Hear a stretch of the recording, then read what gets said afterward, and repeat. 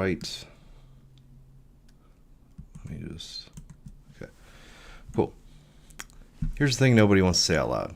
If your entire vibe coding career happens inside someone else's sandbox, someone else's infrastructure, someone else's deploy button, someone else's magic backend, you know what I'm talking about. You're not really shipping, you're just borrowing. At some point, every vibe coder has to graduate from demos that never leave localhost and actually take responsibility for what they build. Uptime, budgets, IAM, secrets, rollbacks, the unsexy parts of software engineering, the parts that keep production alive. AI can write code all day, but if you can't deploy it without a safety net, you're still playing on easy mode. So today we level up real infrastructure, real AWS accounts, real guardrails, real accountability. Welcome to Enterprise Vibe Code. So today we are drinking Kirkland cold brew.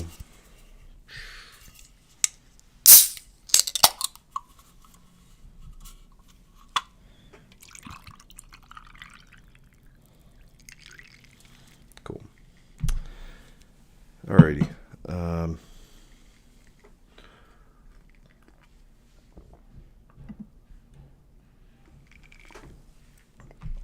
You may have noticed a camera upgrade, hopefully.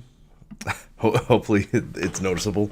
I kind of wired in a different OBS iOS camera thing. So hopefully that comes across. I don't know, higher resolution comes across. Who knows? Okay, cool. Let's do.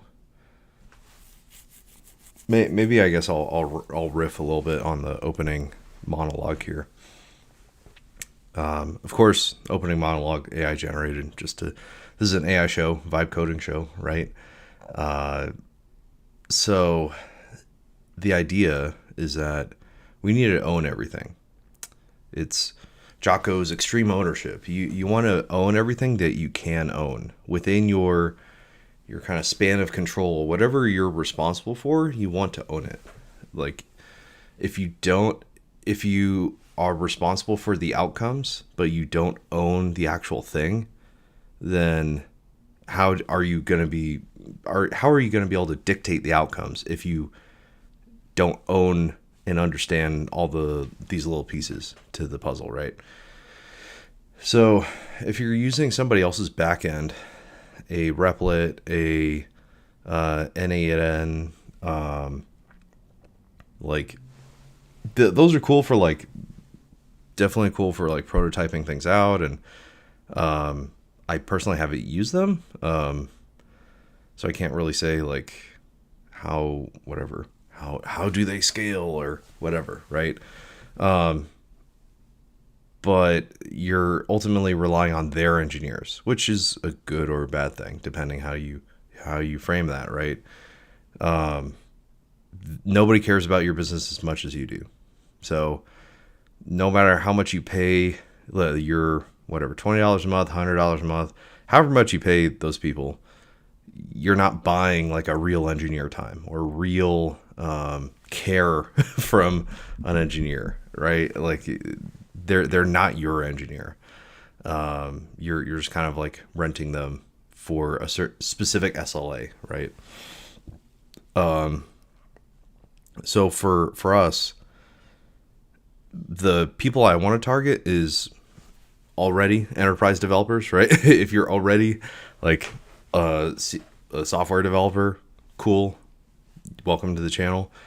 But anybody who is trying to move up from basic beginner app to kind of hey, I'm going to get more serious about this. I need to tighten things up. I need to dial things in. I need to get my processes right. This is kind of who this is for too. We're trying to bring the enterprise guardrails to vibe coding. That's kind of why I called it enterprise vibe code, is that we already deal with unpredictable people, non-deterministic systems, right? Those are called junior engineers and interns. So if your system is set up in such a way that just one person can screw everything up without someone else approving or someone else reviewing or someone else, like, there has to be a way to kind of like verify and to like shake hands and be like, yes, you're allowed to do this thing, right? Of course, DevOps has keys to the kingdom, and we kind of can do whatever, or like we can access it. Somebody has to have admin access to everything and understand how everything works and have permissions to do anything. But even for DevOps, even though we could just blatantly, let me just run this little thing, this command that creates this thing, and not have any checks, we enforce checks on ourselves. Like you see this on the show, where I am running CI tests, CI/CD, and it's deploying, it's running tests, and making sure everything works, right? So I'm like enforcing guardrails on myself, even though it's just me. I could have easily not done that and like easily just be in prototype mode and just trying to like make the app work. Instead, I'm kind of using test-driven development and kind of CI/CD driven development, where it's like I need to keep these junior engineers, these agents, on guardrails to like get them moving towards the right direction. So if you approach vibe coding with enterprise level rigor, I feel like we're going to have a much better time than just, I don't know, like randomly prototyping, hoping that it works. Like there's much more confidence in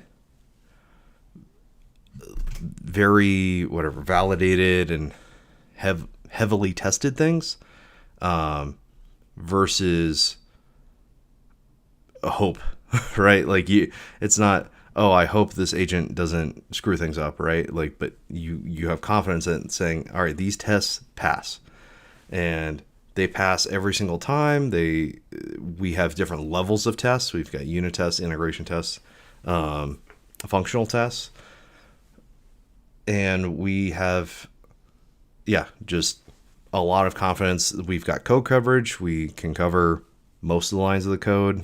100% isn't necessarily ideal, but we've got all the critical paths tested, and these are things that enterprises care about, and vibe coders who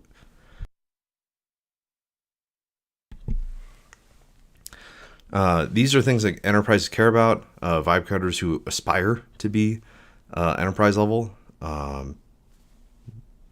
This is the channel for you. Like we need to add all these guardrails to make sure this works. This whole experiment works out, right?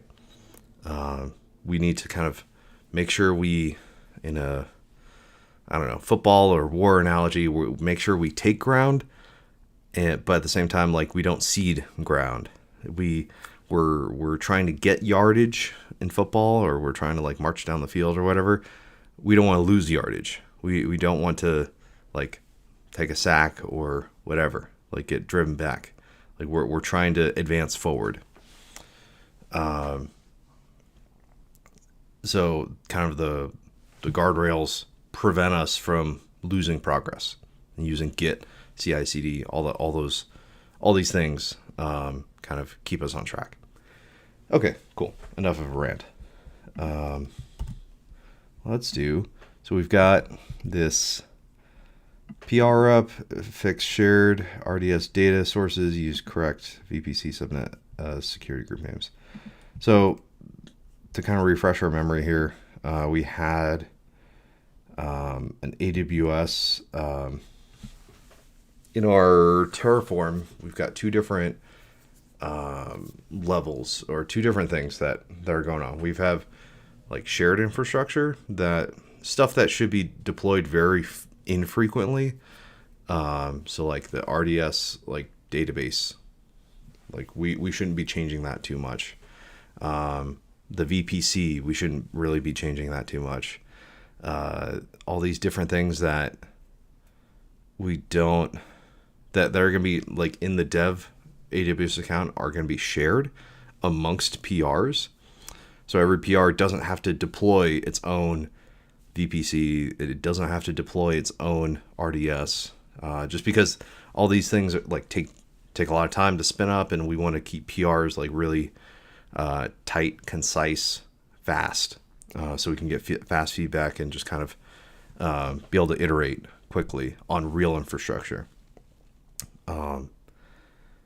So then we want to take that model to production.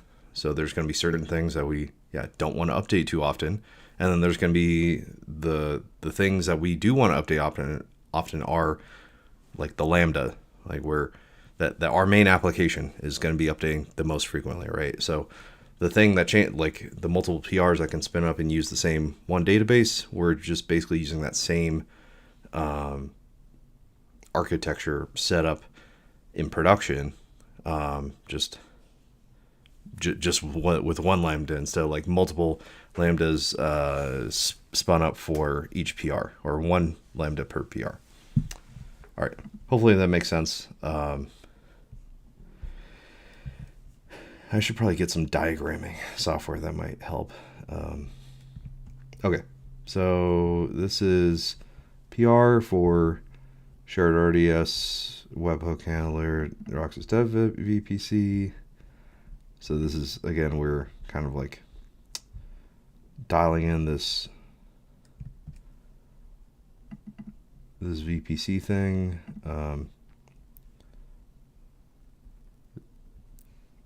Private subnets.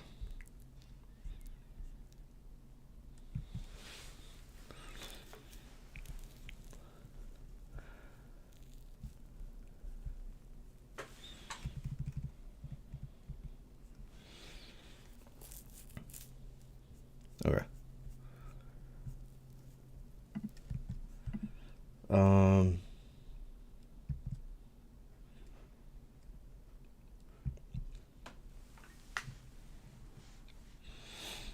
Let's see. Let's use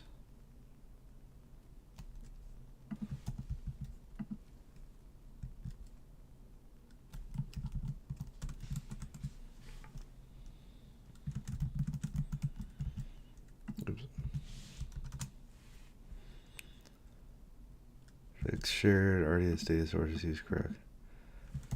Let's have Codex review this.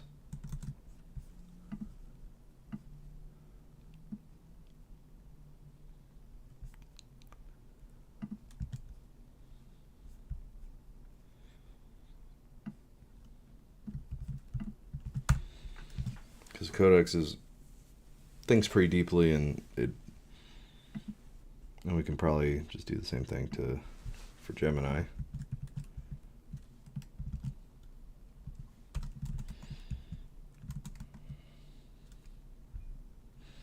Oh, no. Gemini.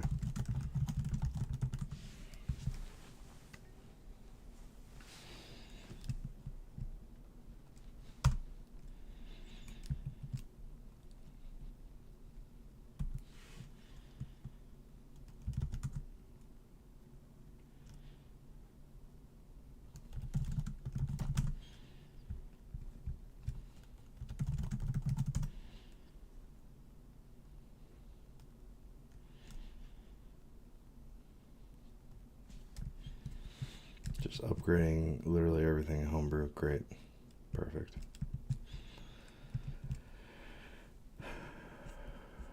Is it gonna... It still doesn't see Gemini. Great. All right.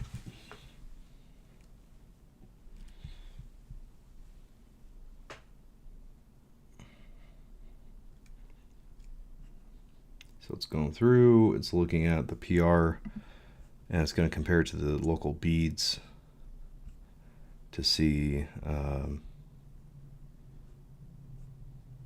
maybe there wasn't beads for this. I don't know if we do have a bead or not, but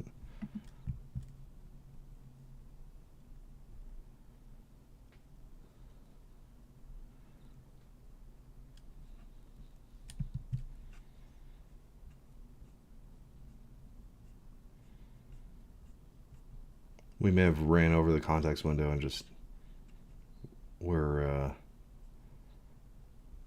getting a little loosey-goosey here.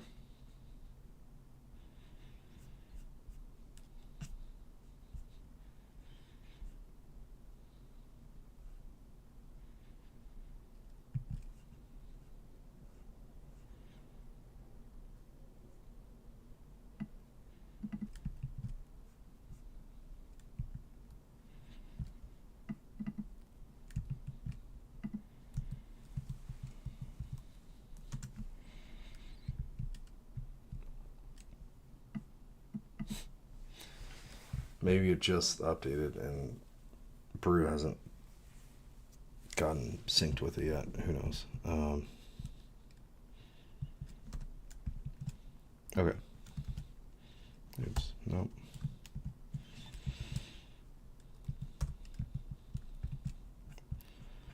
Let's do...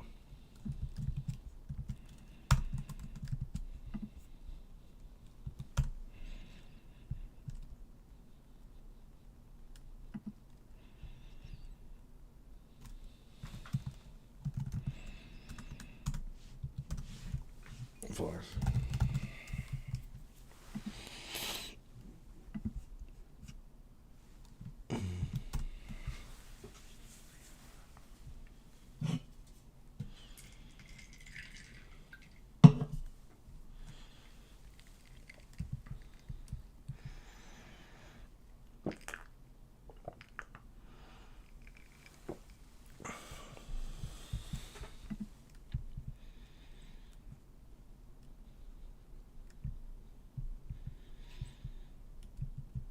Oh, it doesn't like... Well, I guess that's good. Good boundaries, good guardrails on Gemini. Okay.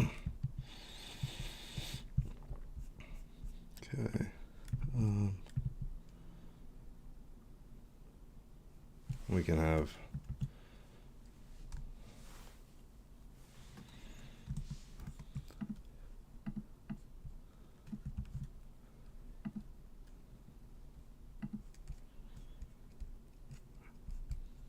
see. We can have Claude review as well. Mostly because I forget. It's been a couple days.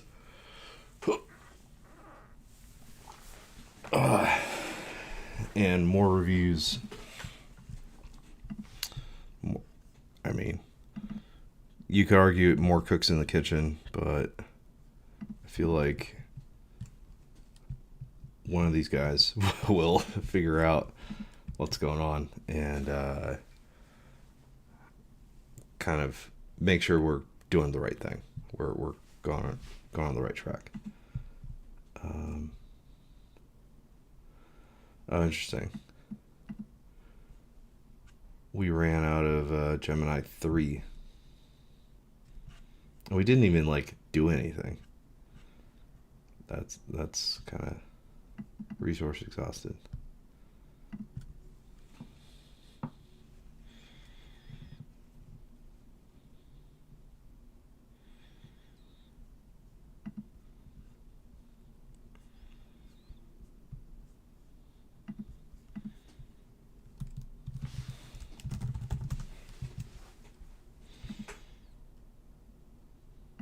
Gemini Flash. All right, whatever. Let's see. Fix correct minimal passes CI checks. These issues. Correctly updates 3 data source filters.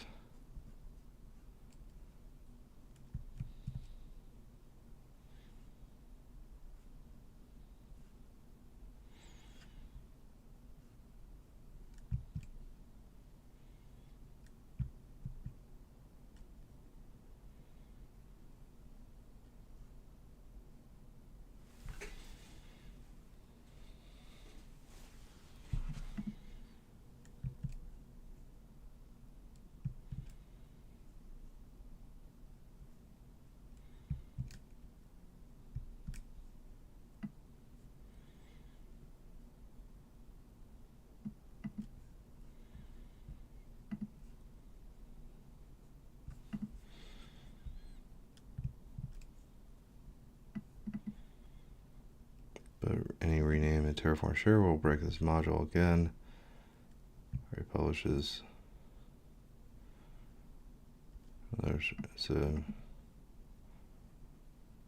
That's interesting. Like Gemini thought, or not Gemini, Claude thought about that, the SSM parameter, instead of hard coding.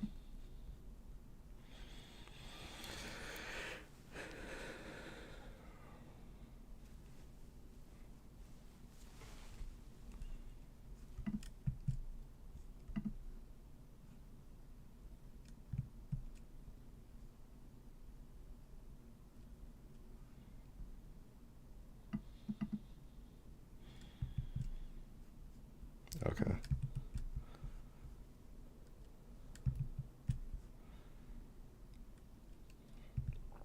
Okay, now I'm going to have Claude address the PR comments.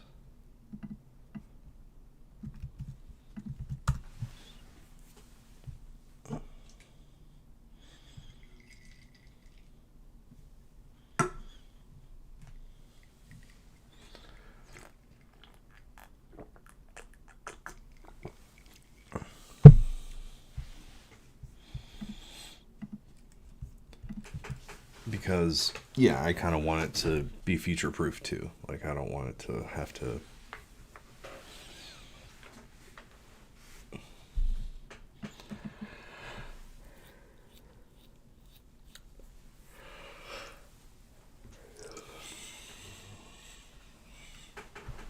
Oh, issue comment about README. Okay, nice. Let's update, yeah, documentation while we're...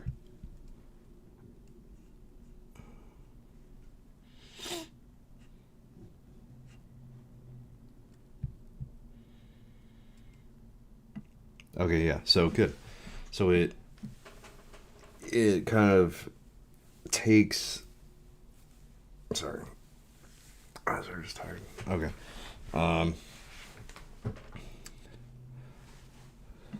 So it's being very practical. It's saying, hey, yeah, we want to,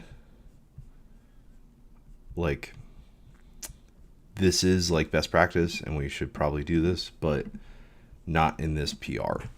That's a very, like, tactical skill in just getting work done and just fixing things. But then planning later, like saying, hey, we'll kick it out and we'll create a bead.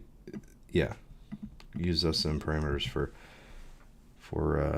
VPC, subnet, SG lookups. Nice. Yeah. So it's a negotiation. The agents are kind of negotiating with each other what work they're going to do now versus later. We'll probably comments and resolve them. So yeah, we created a bead, fixed and commit. So we fix the README and okay, cool. So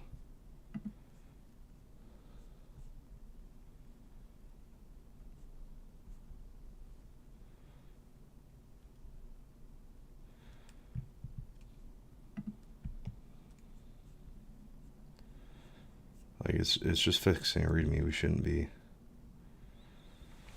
running end-to-end tests.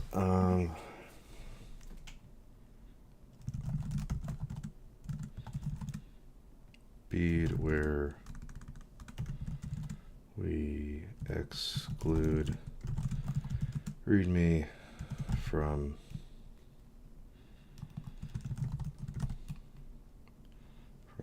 CI CD workflows,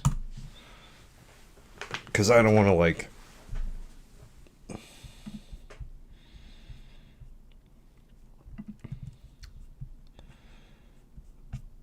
have to wait for all this stuff. Like if we're going to be updating documentation or whatever else, this will provide documentation for triggering full test deploy cycles.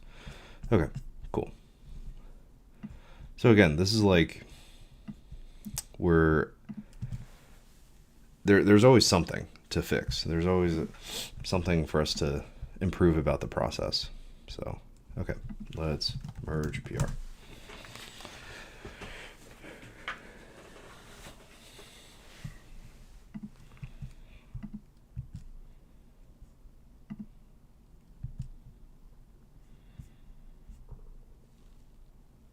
Okay, so then it should be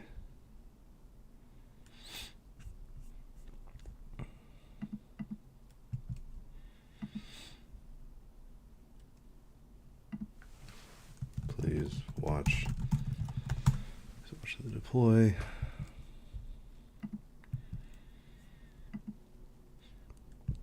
And it just knows where to go to watch it, which is good.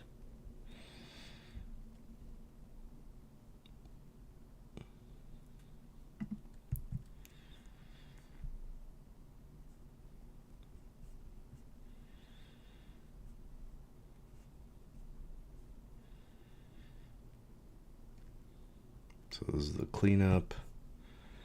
And then there's also deploy to production. And hopefully everything just kind of lines up with deploying to production. I'm not.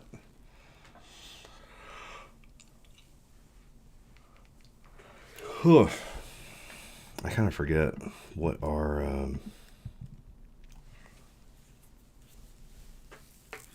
let's see.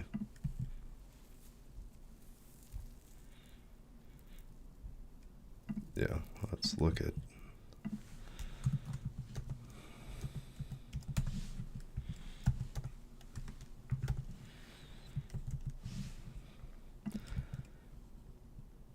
don't you hate it like it when you fail the robot challenge and you're like, am I real?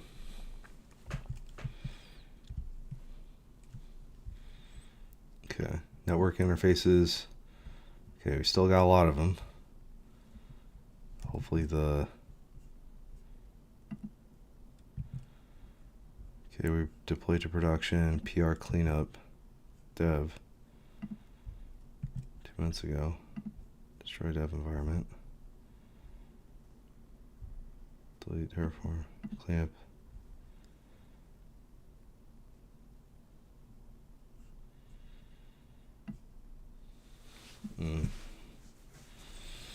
Lambda invocation failed.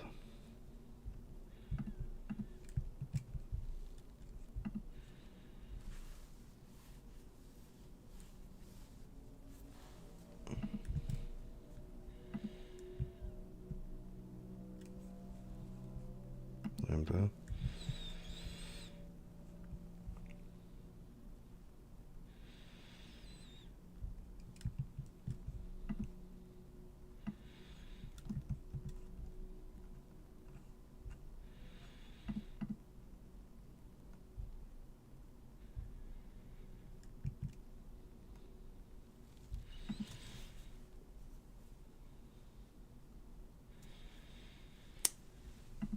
All 3 jobs passed, but the Lambda did not get invoked in this job.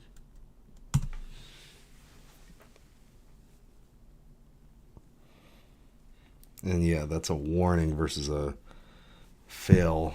I think we should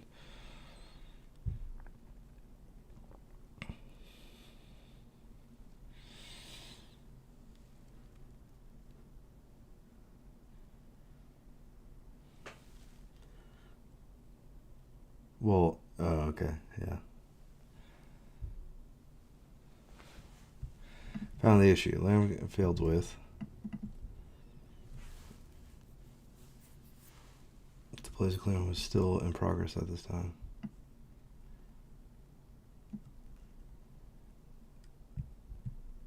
PR merge triggered.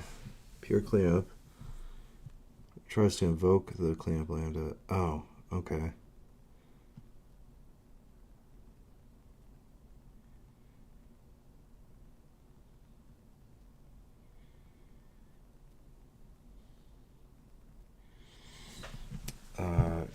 Yes.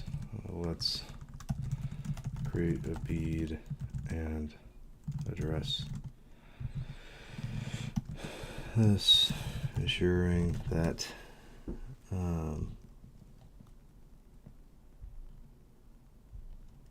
PR cleanup comes after shared infra.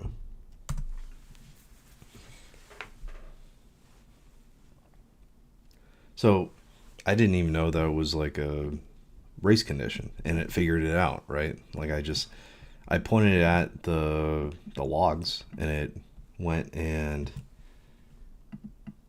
just read them and looked at the whole context versus I would have just been like, oh, why? Like, I only have this much knowledge, or like I only have this much like context of like, oh, something happened. I would have just copy pasted this message, but giving it the whole build information, it was able to figure out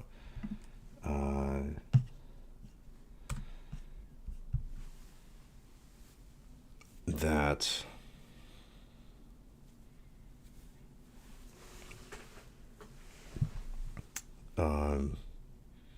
that it was a race condition, that these things are kind of linked. We'll add a retry.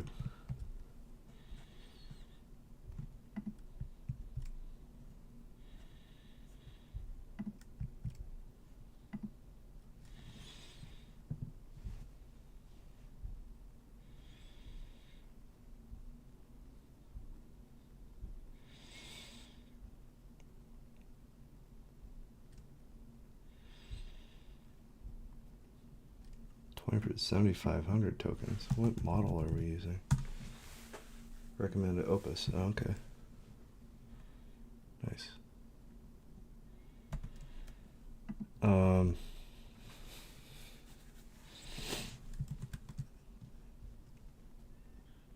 Retry logic before. Why retry logic? But we should also fail if the lambda fails to get invoked, not pass the stage.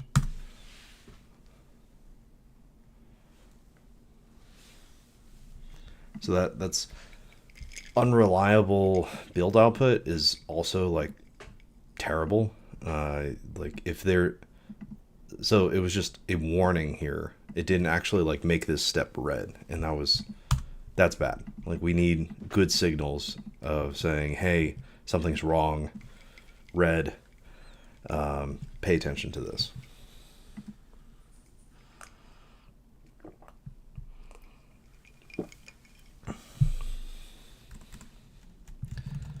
Please tell me your plan before fixing.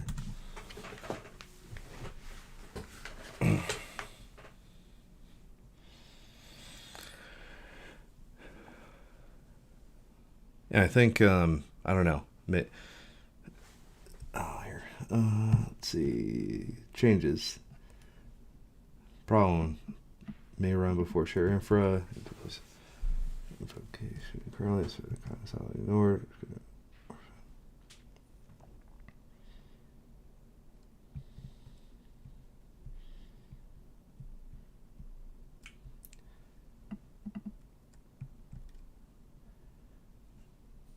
We don't want to.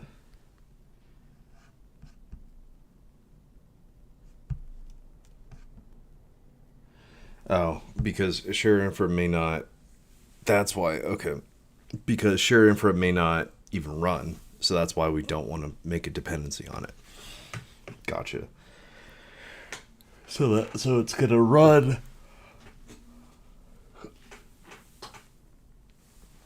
Oh. In case shared infra gets updated, it needs to like retry. Okay. Yes. All right. I get its logic now.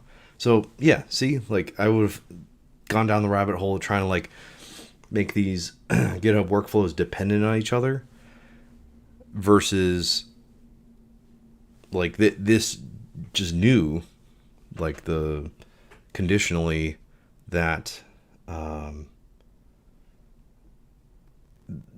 that certain these workflows may or may not happen every single time.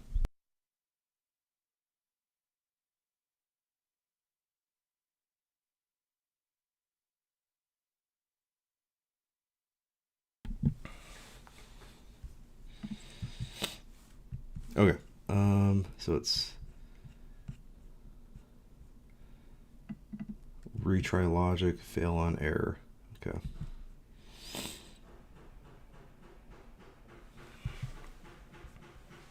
I wonder.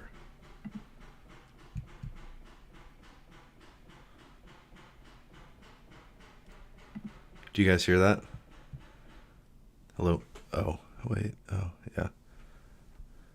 Yeah, like my cats are downstairs and they just triggered a toy, so I was just curious. Okay, so it's updating things with similar retry logic. Okay, cool. Yeah, so retries are actually like super critical with distributed systems because you can't rely on things. You can't always, given a large enough, like, I don't know. This is like the theoretical like design of distributed systems is that any component can fail at any time, and you have to kind of build in redundancy, and kind of patience. Each component kind of has to be like, all right, I'm gonna reach out to you and try to, like with this lambda situation, I'm gonna try to invoke it. All right, it failed. All right, let me wait and try it again, and have this exponential back off strategy of like, all right, I tried it, waited 5 seconds, let me try it again, let me wait whatever 15 seconds, 30 seconds, like increasing the increments between the waits, just so whatever system it's waiting for doesn't get overwhelmed or whatever. And fix PR race condition. Let's see.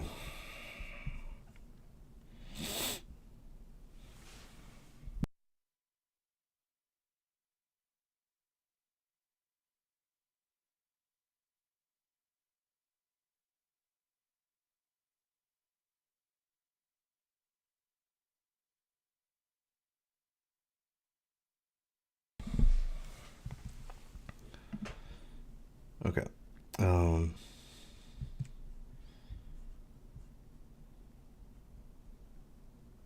Lambda found, invoking.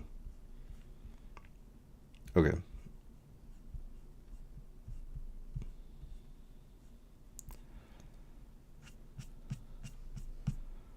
Let's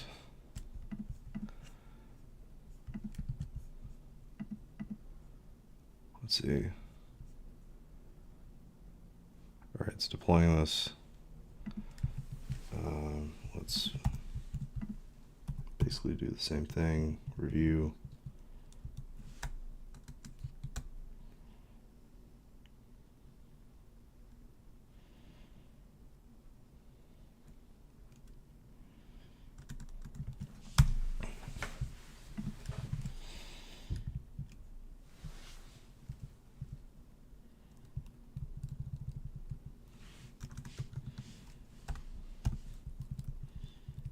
Oops.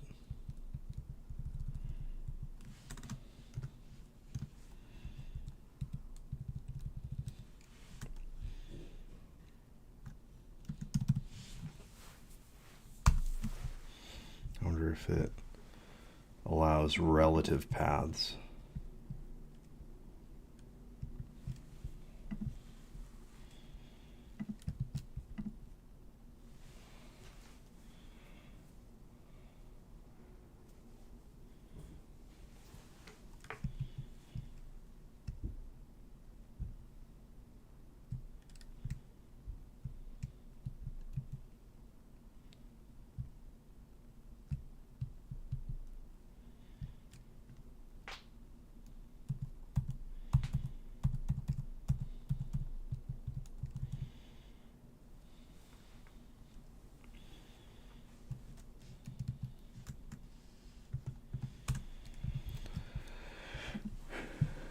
So again, yeah, I don't know, running 3 models because I can, running 3 reviews from different perspectives.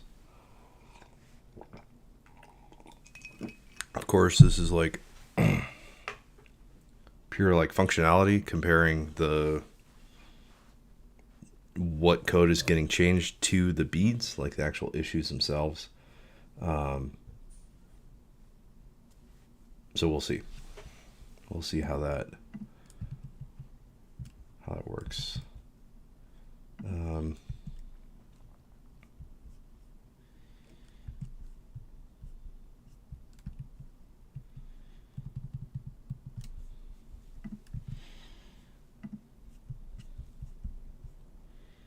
Love the fail fast bit. Stops the job before the start. Stack up whenever the lambda is missing. This is exactly. If always.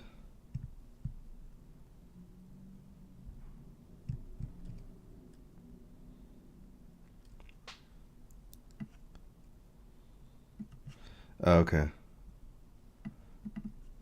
Gotcha.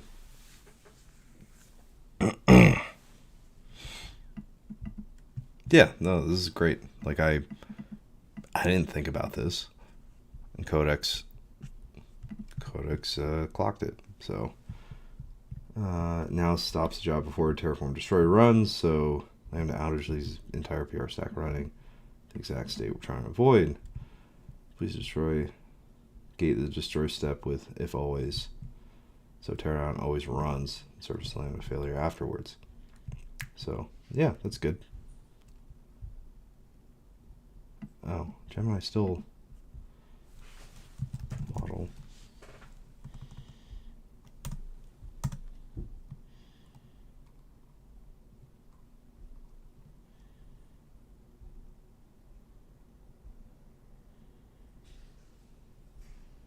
We'll attempt to use Gemini and then before failing back to Gemini 2.5 Pro. Okay.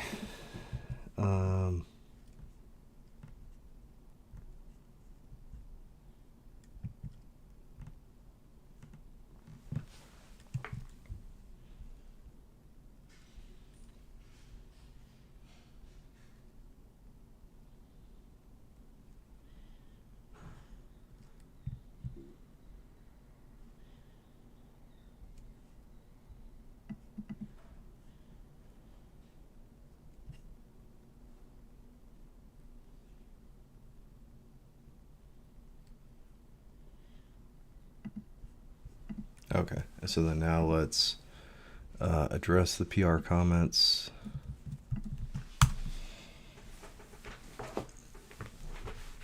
Let's see how much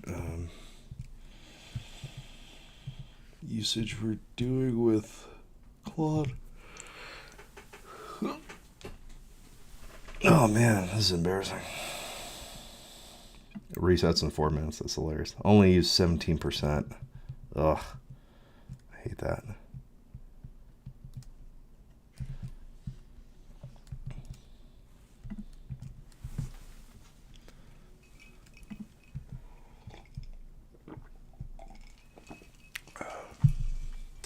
I might need to start working like off stream to use up my Claude code. Even though I don't like that. Like I want to build like in front, like in front of you guys, and just whatever. Be very open, transparent.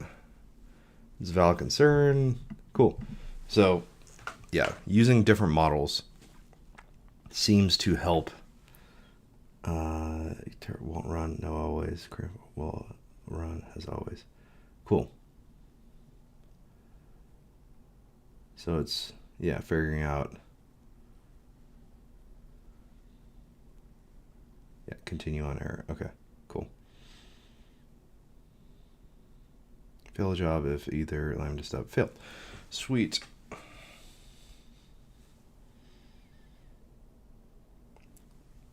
So yeah, all this logic. Anyways, going back. I'm like 3 different like topics in here. So one, I want to kind of show my process in public and not just make like sexy, slick little demos. It's like, no, this is like what real software development looks like. Is a lot of like testing and reviewing, and like if I just went with whatever Claude said for the first time, yeah, I wouldn't have as high quality software as I do. Like I wouldn't have had like Codex like reviewing and like catching all these different things. I think Codex like has caught a number of issues by now.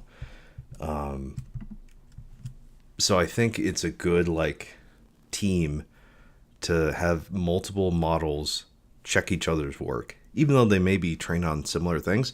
They just have different perspectives. Like you may have, again, we just need to map software engineering teams onto agents, and we can see code review is an important process, and they probably do way more thorough code reviews than humans do.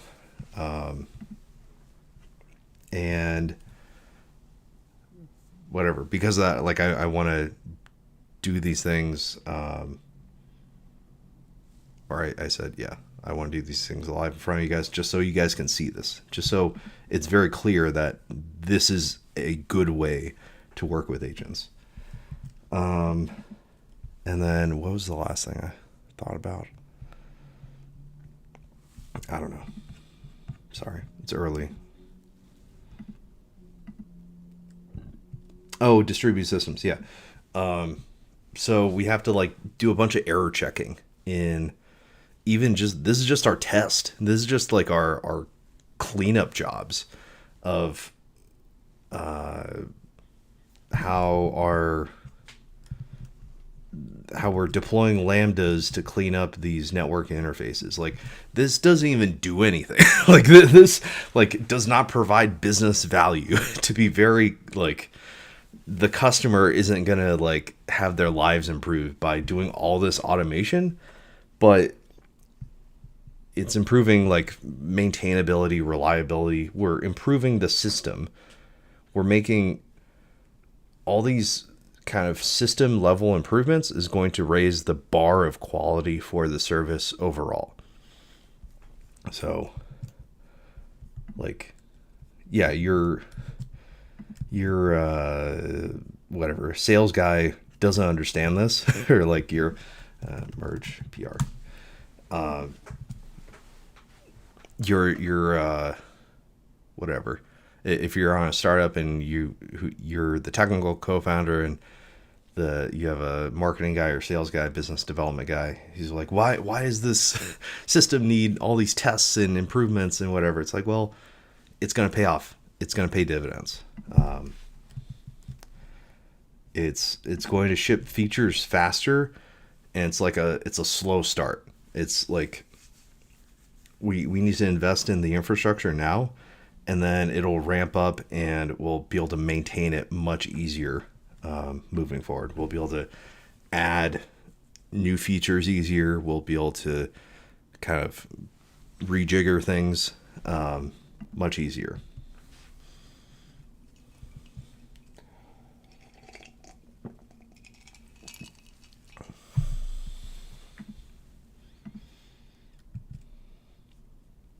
All right, so let's watch the build.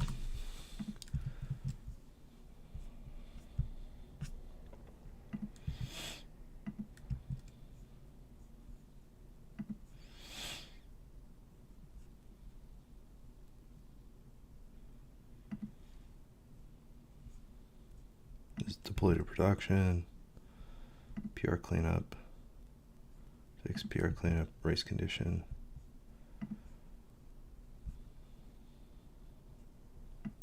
Lambda not found.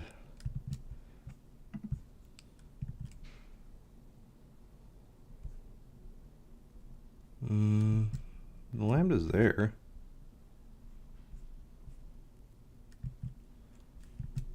What's the lambda that's looking for? Sure, Roxas, Ardius. Oh.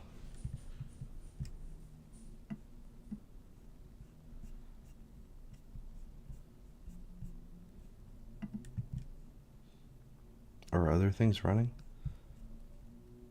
Pure test share infrastructure. Oh. Was this? Oh, okay.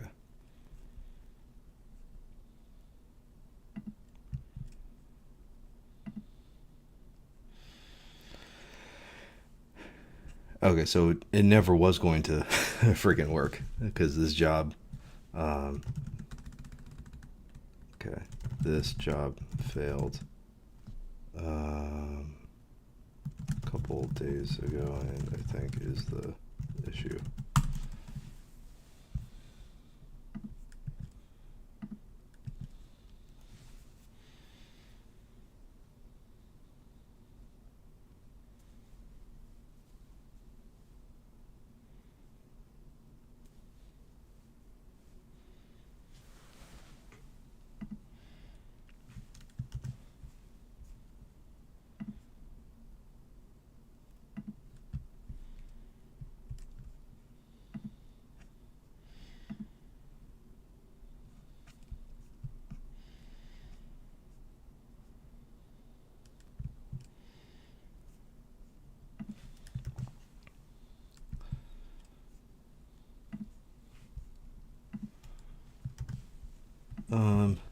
Yes, exactly. We just fixed NPR 16. Okay.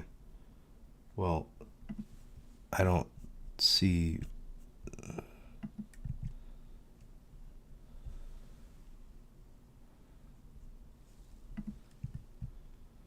Corrected the workflow. I don't see PR. I don't see the workflow run again.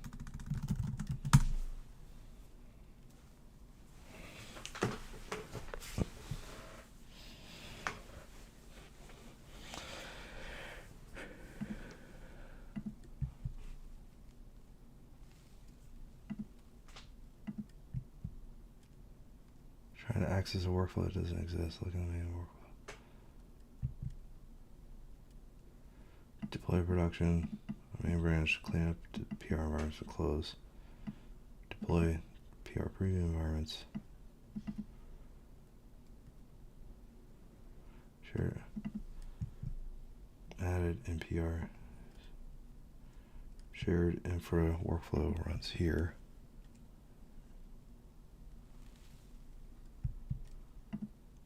Separate PR test share. I don't want, but took a different approach. Existing share infra workflow. Okay. Okay. All right. Well, okay. So this failed.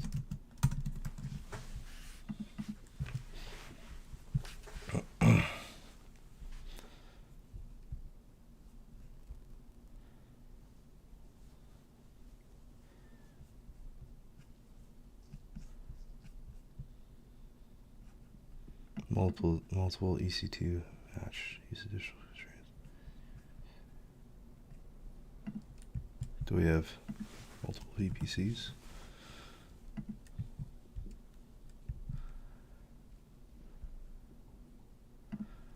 Three.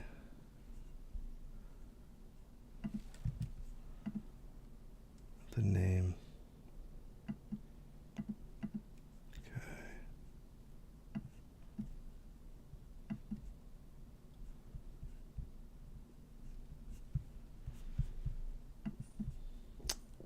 Sorry, I'm just trying to. I have such a tiny little window here. Roxas Dev VPC. Okay, we named multiple of these things the same thing. So then it's going to. All right. 2 left over from previous deployments. Check.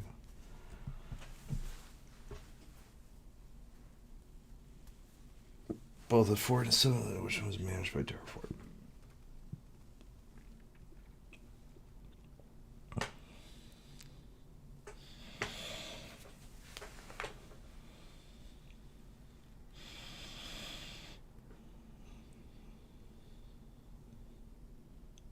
me check which one is the Terraform state. There we go.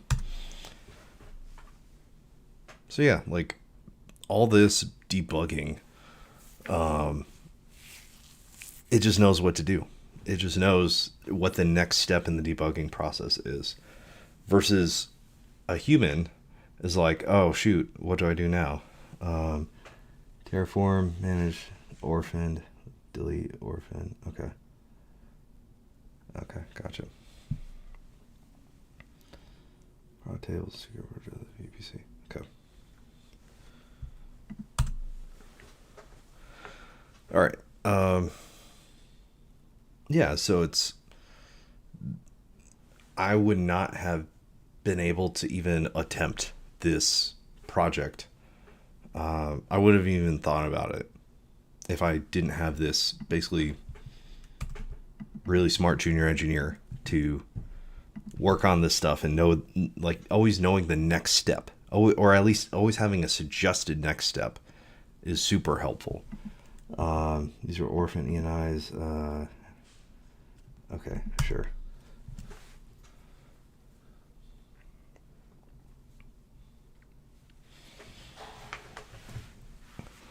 Oh, so it's running more or less the cleanup job, but okay. Okay.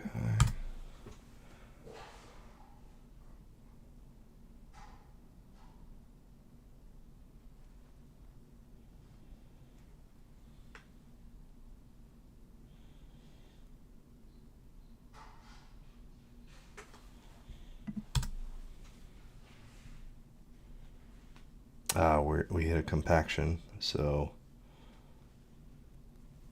yeah. Let's see how much context it remembers.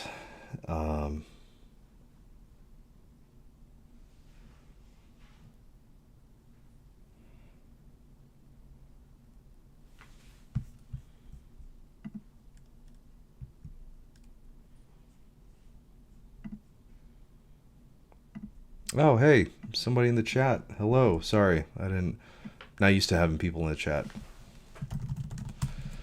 What is that? We are using vibe coding to create a service, and right now we're cleaning up the infrastructure because we have a bunch of leftover infrastructure from our different CI/CD runs. So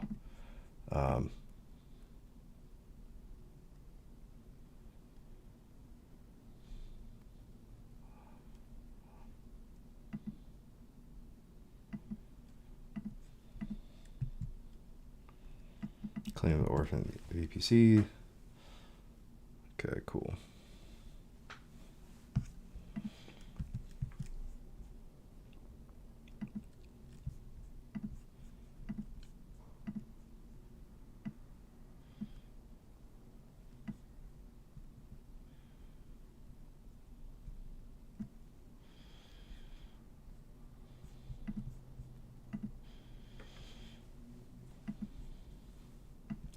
Sorry, I didn't have my chat window like docked in OBS, so it just disappears. So now I can see it when I click off of it.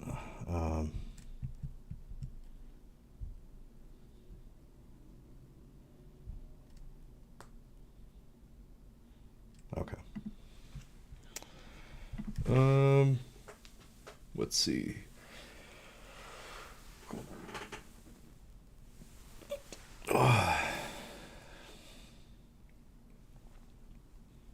Delete orphan VPC.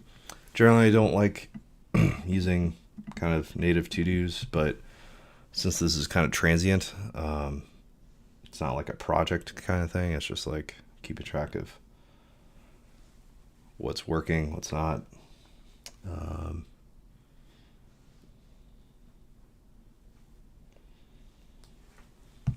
Let's see. Since I keep like teasing that we're deploying to production, even though we're dealing with this cleanup stuff, let me see if we actually do deploy to production.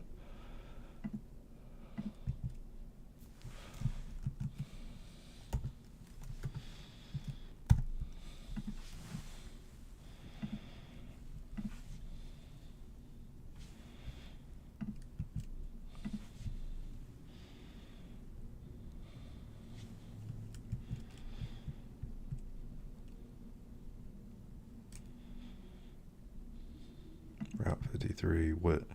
I haven't.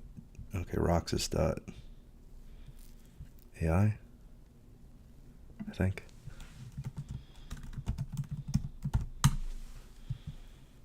Oh, hey, we deployed to production. Let's test it out.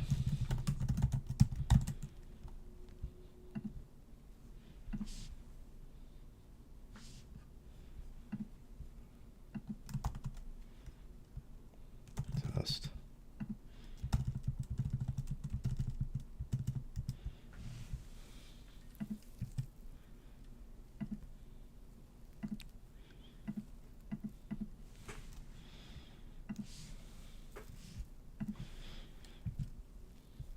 Yay.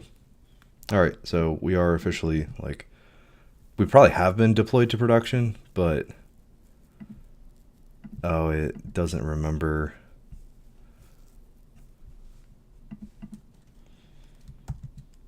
It probably has to do like a redirect to like go to the dashboard here or whatever, but like, yeah, cool. Awesome.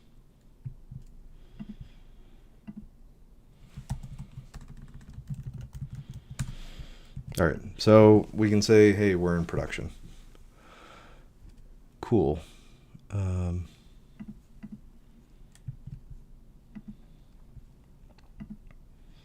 So yeah, we probably have been deployed in production. It's just we've been messing with this, all this kind of cleanup stuff. Deployed dev. Shared RDS.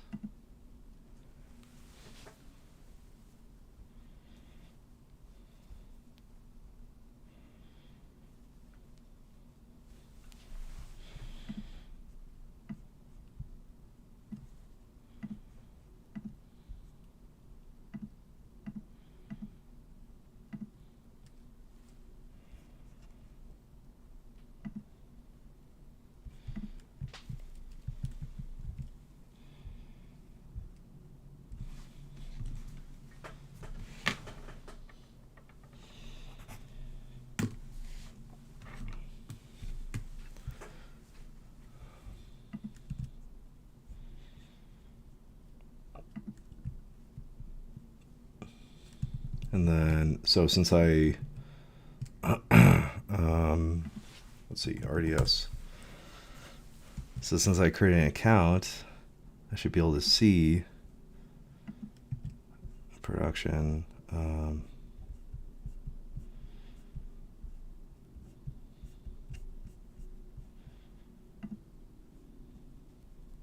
Query editor.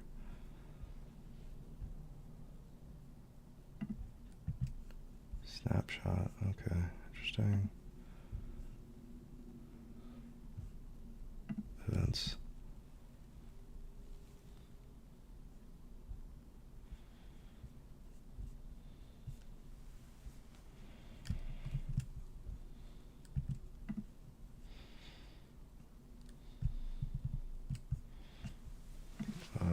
Log.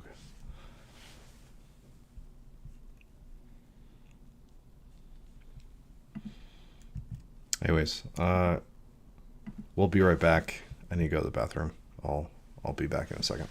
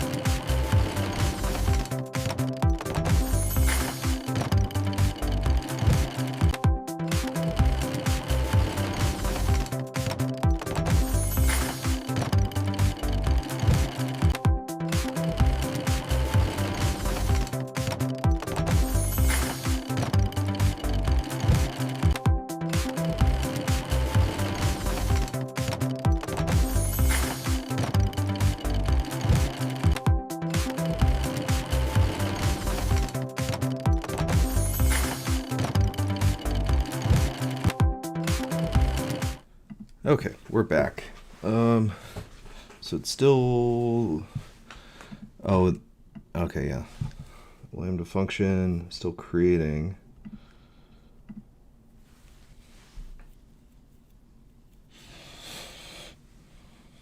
For the cleanup.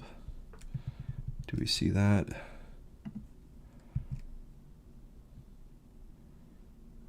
Circuit breaker, we see that, but okay. DB instance shared.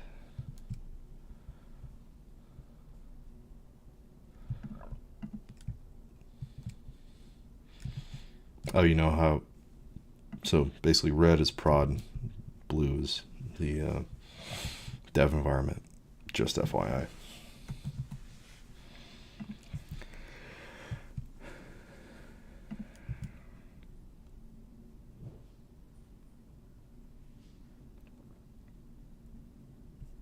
But yeah, we shouldn't have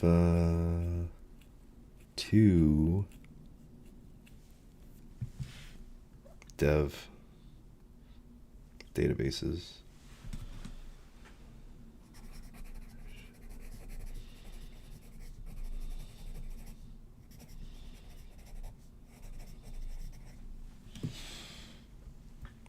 Yeah, it should only have like this shared PR RDS.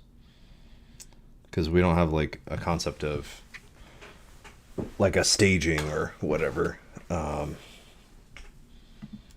Because, so how I'm theorizing about this is that each PR is going to be required to be up to date with latest main.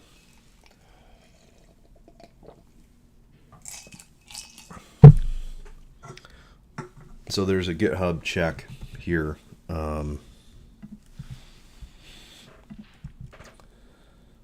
Like these are the guardrails I'm talking about. Is that the we get a lot of power from guardrails. We get a lot of kind of Jocko discipline equals freedom type of things where require branches to be up to date before merging. So this kind of forces us to PRs go in one at a time. So whatever this kind of the PR, the merge branch strategy almost, or not merge branch, but like a merge queue. It's not exactly that. Like it's kind of an early version of that. If you don't know what I'm talking about, don't worry about it. But basically, each PR has to have the latest main in it. Latest main will always have what's in production, right? So whatever changes we make on a PR, we're going to test against with all the latest changes. And if all the tests pass, we merge that into main. That goes to production. That becomes production, right? So we don't need at least for right now, we don't need an intermediate stage of staging because whatever PR that we're running is prod plus like whatever changes we make, right? Which would be a staging, right? So, and we can test that out and make sure it works before we merge it. So,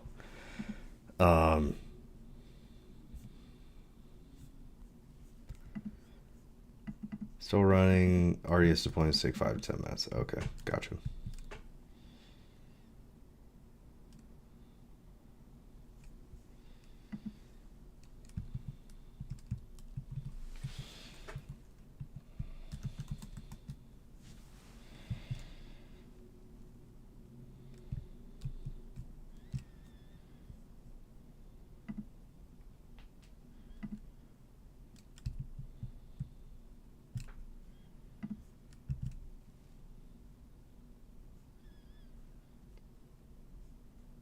Sure, RDS cleanup.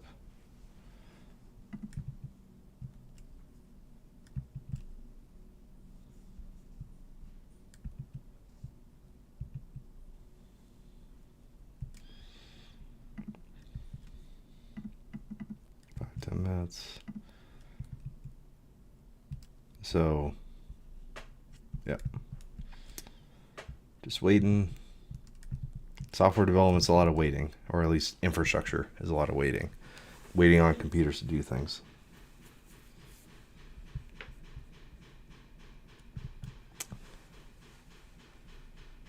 Can you guys hear that in the background? That's a cat toy. It's like a floppy fish thing that my cats play with, and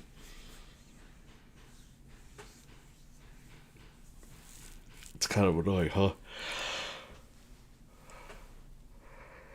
Oh.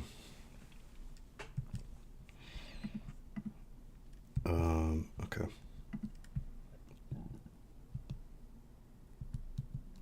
And then we've got no pull requests, so we don't have. Shouldn't have any like no pull request lambdas here. And then for lambda webhook handler prod. It's probably misnamed, but oh well. We should, let's try to look at like some logs to, so like I made a user there, right? So we should be able to see that.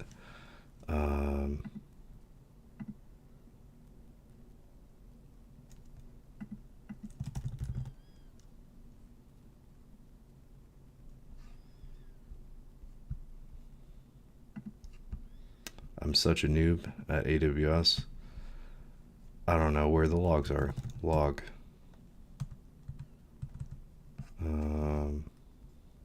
What is it called? Chat, help me out.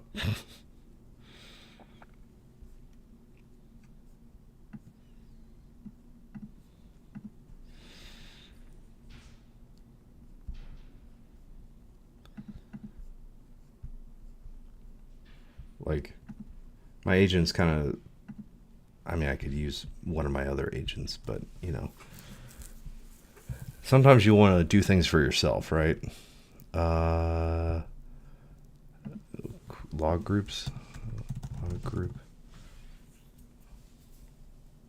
CloudWatch. That's what CloudWatch. Yeah.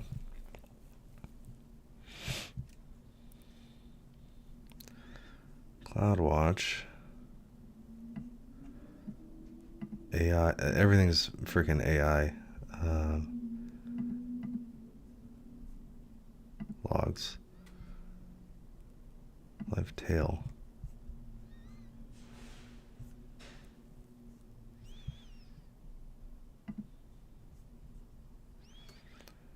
Log management.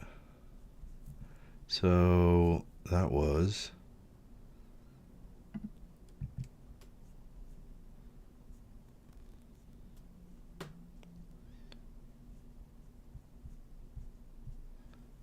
when was that? The 10th.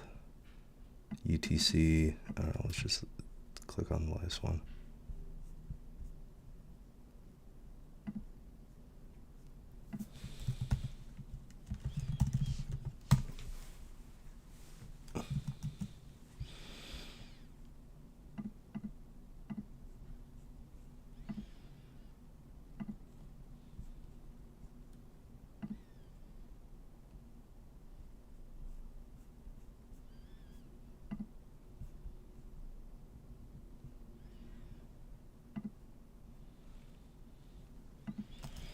It's kind of stuffy in here. Let's make it a little bigger, but it's not gonna show you guys.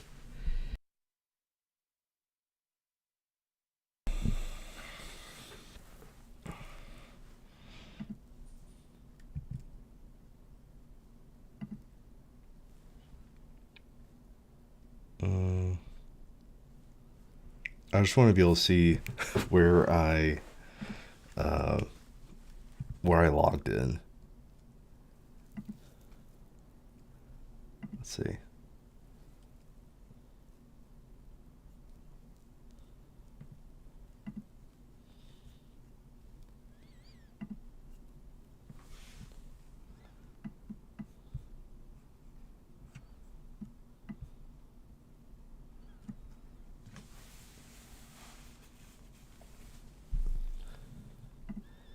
Fail because can't secret RDS credential secrets manager. Okay. Staging label AS current. Because also the old resource with RDS secret seems to be missing. Like RDS with the old orphan infrastructure. Correct BBC. RDS secret exists.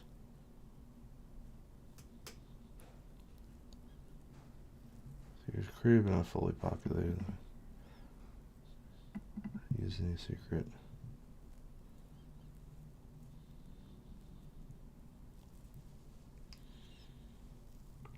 It's created but never populated value. This is Terraform issue where the secret's created but it's stored. The check card. So comments secret version is managed outside Terraform. First created, the secret should have been pre-populated. The RES created current when you populate secret the password. Use a random password. So just comment out, the password is generated.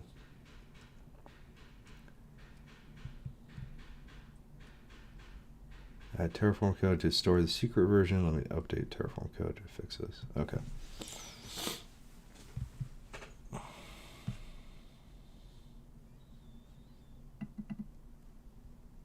Cool. See, like this is, it's automatically debugging, like, and it understands what's going on. So, or I hope it understands what's going on.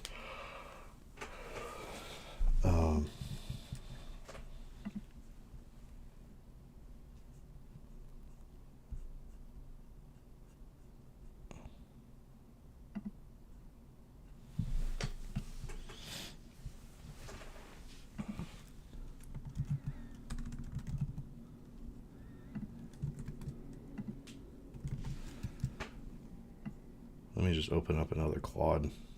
Let's see, DevOps Claude.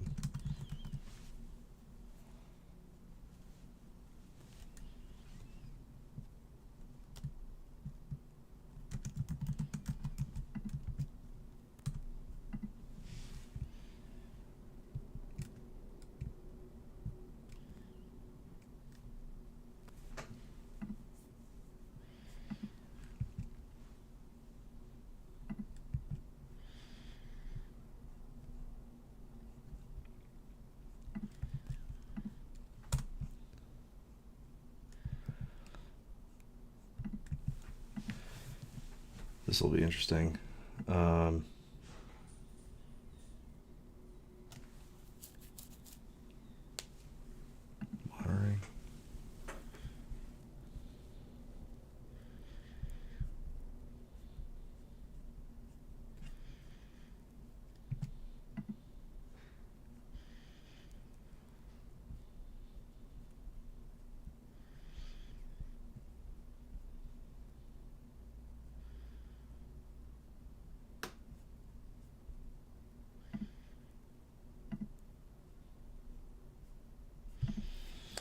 Okay. I created an account on roxas.ai production. Please show me the AWS logs to trace.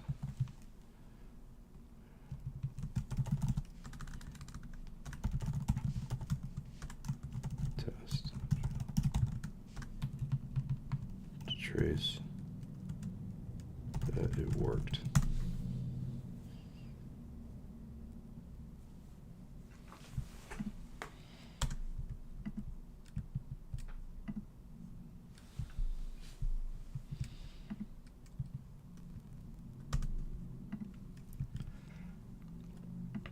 Yeah, so it can just, whatever, run all these different webhook handler prod, start time, no match the last hour.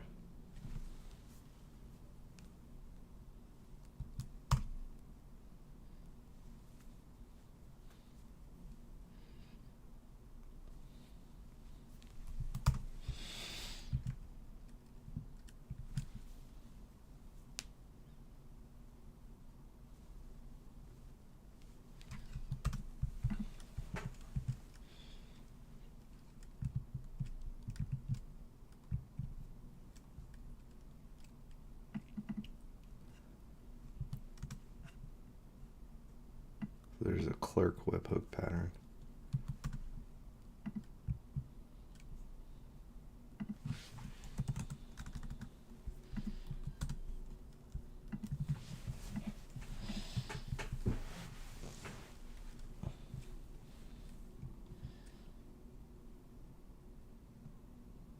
Not logging webhook payloads. What is that actually?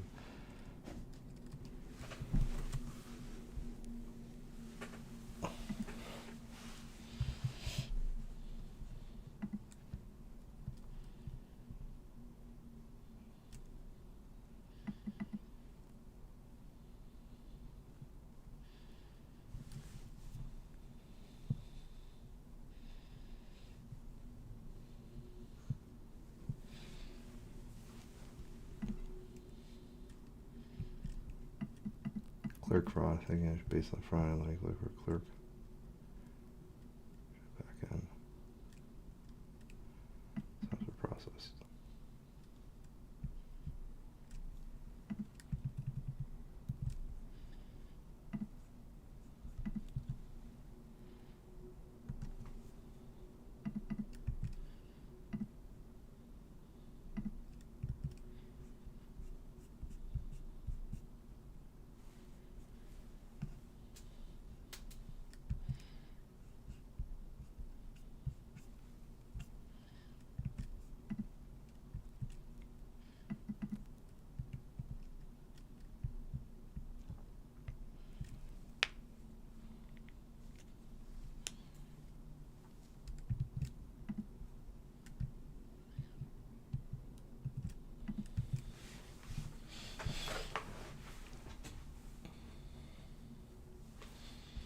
Okay, so see activity, successful sign up, redirects to login.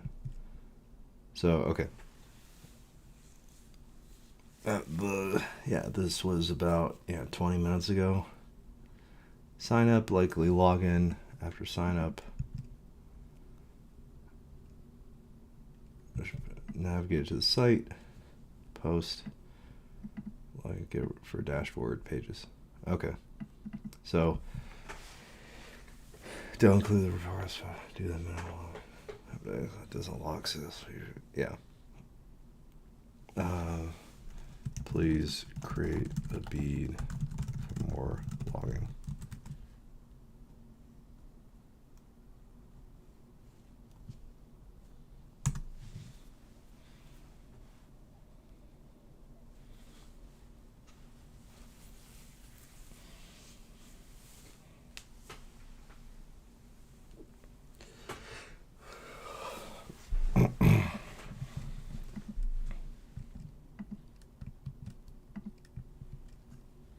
Okay, so it merged this by itself, which is, kind of funny, but whatever. I just want it to work, so.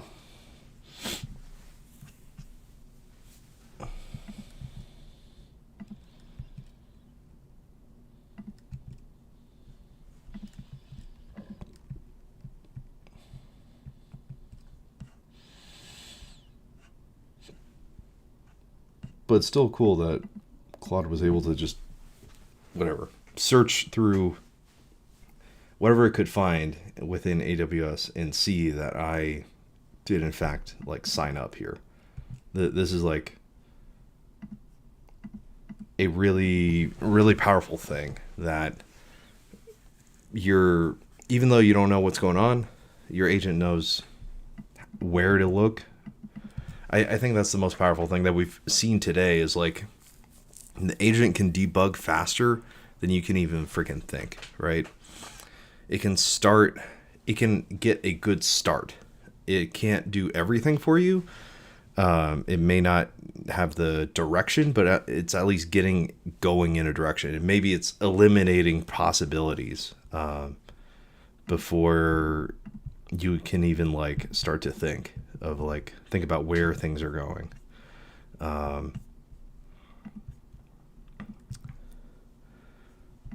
So I think this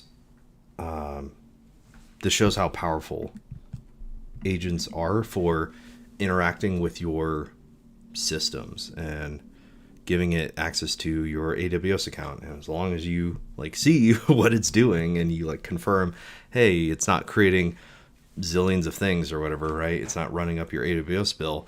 It's just looking through what's available to it, and it knows where it should look. Again, like vibe coding with agents is kind of like it's a new programming language, but it's a programming language that unlocks them all. So like I asked it, hey, just show me, I signed up, whatever, I signed up with my user, show me where like the trace through the system, and it did. So I think it's, yeah, that part is super powerful, and we just need to learn how to use it, how to kind of harness the superpower. And over time, we develop a trust with it. We get more and more confidence in how we use this thing.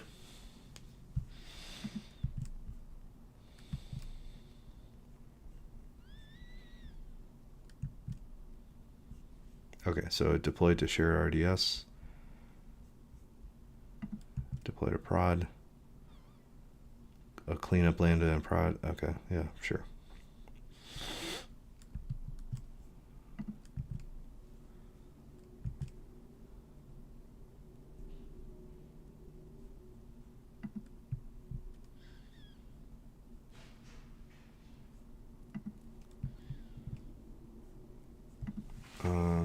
Please create a bead for only so I noticed in dev we had, so we only have, okay, so we have 2 VPCs.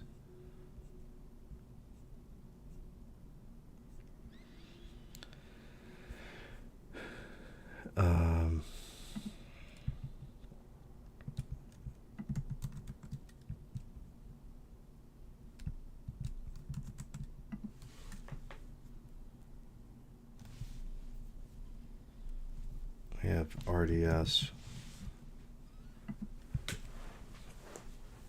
We have 2 DB instances. We should only have 1 for only having 1 RDS instance in dev environment.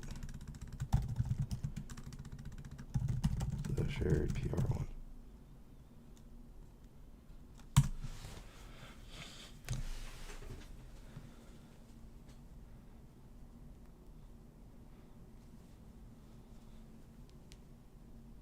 So yeah, these are all kind of like independent. We have multiple areas. Yeah. Okay. Deploy to dev, smoke test, clean. This was failing before. Product deployment failed, but it's a separate issue to do and summarize. Orphan VPC. So, all right, let's see. ENI. How many freaking ENIs do we have now? Still 56. Okay, like.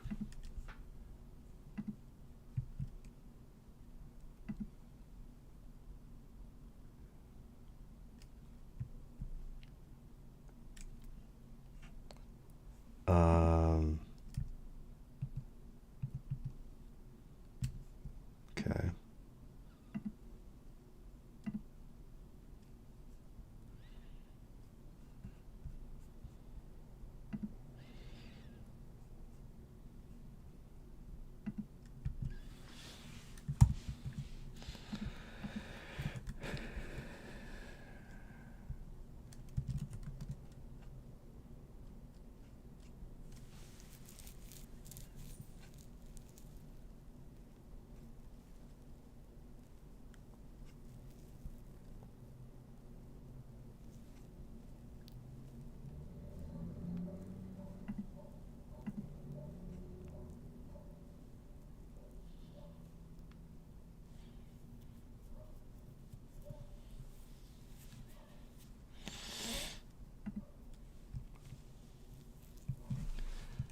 Please save current status in a bead with notes on.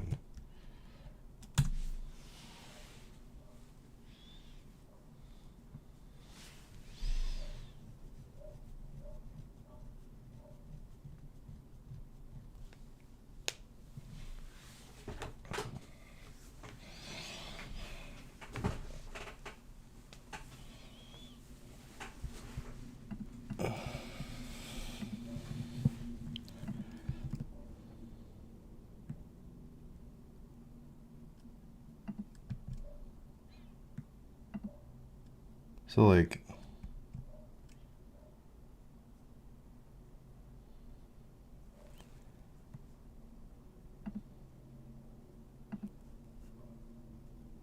I feel like this doesn't run anymore. Like this isn't a thing anymore. So yeah, this is only on fixed lambda build path, probably.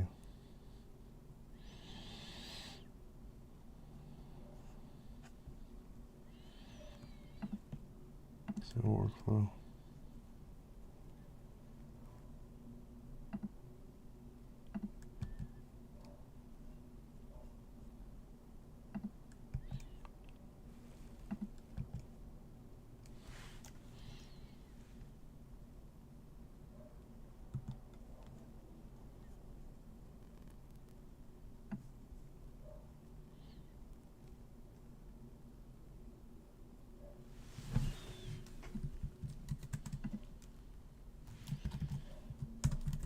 Okay.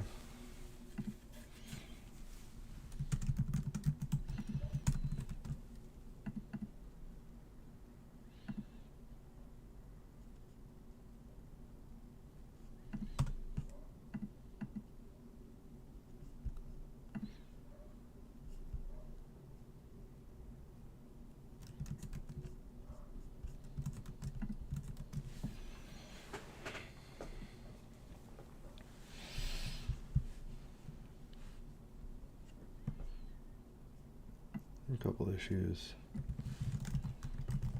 A couple of issues. And let's also tackle same PR.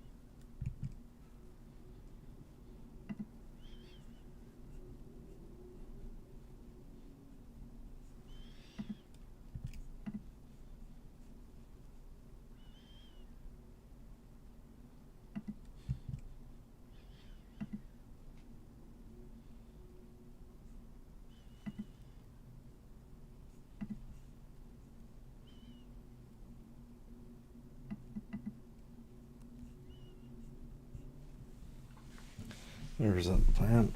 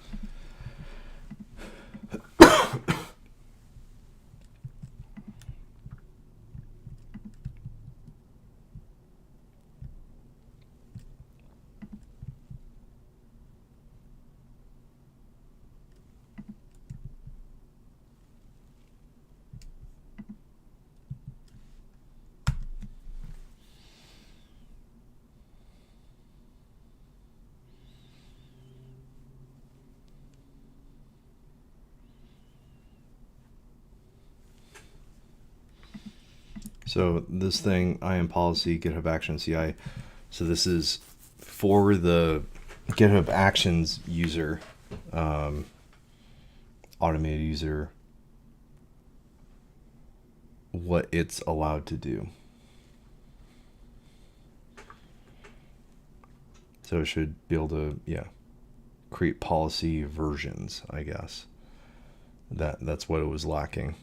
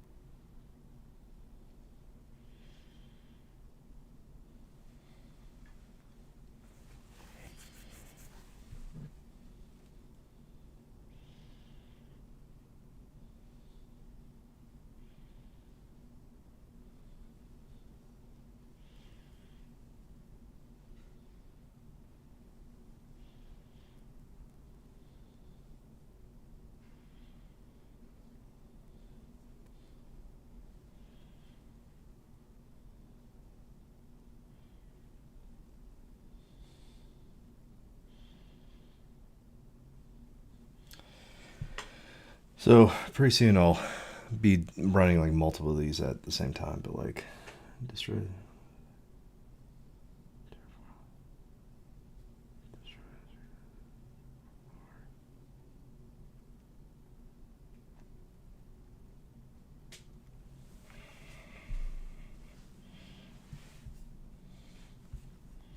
But yeah, like using one agent is a skill. Going from 0 to 1 agents is a skill, and then going from 1 to 2, 2 to 3, all those kind of things. Like having multiple plates spinning.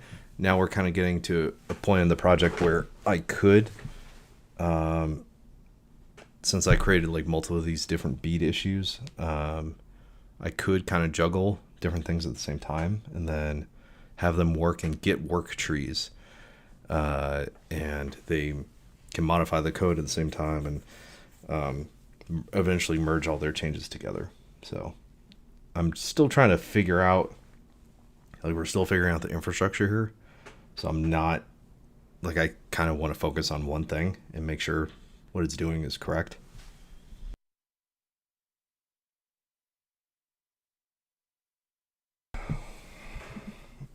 Actually, is what cleanup happened was running concurrently deploying share RDS. Create while it's trying to use it. Root issue to order operations. Same time, secret runs independently. Fixture in the case where wait and retry. Let me update PR cleanup lambda. May not be the right fixture. Lambda is invoked with a 30-second timeout before invoking lambda. Jars deploy creates a secret version. PR cleanup tries to invoke the secret cleanup lambda. Still deploying. The secret version may not exist. Real fix. Sure. It's deployed and the secret is ready. However, this is complex. It's simpler.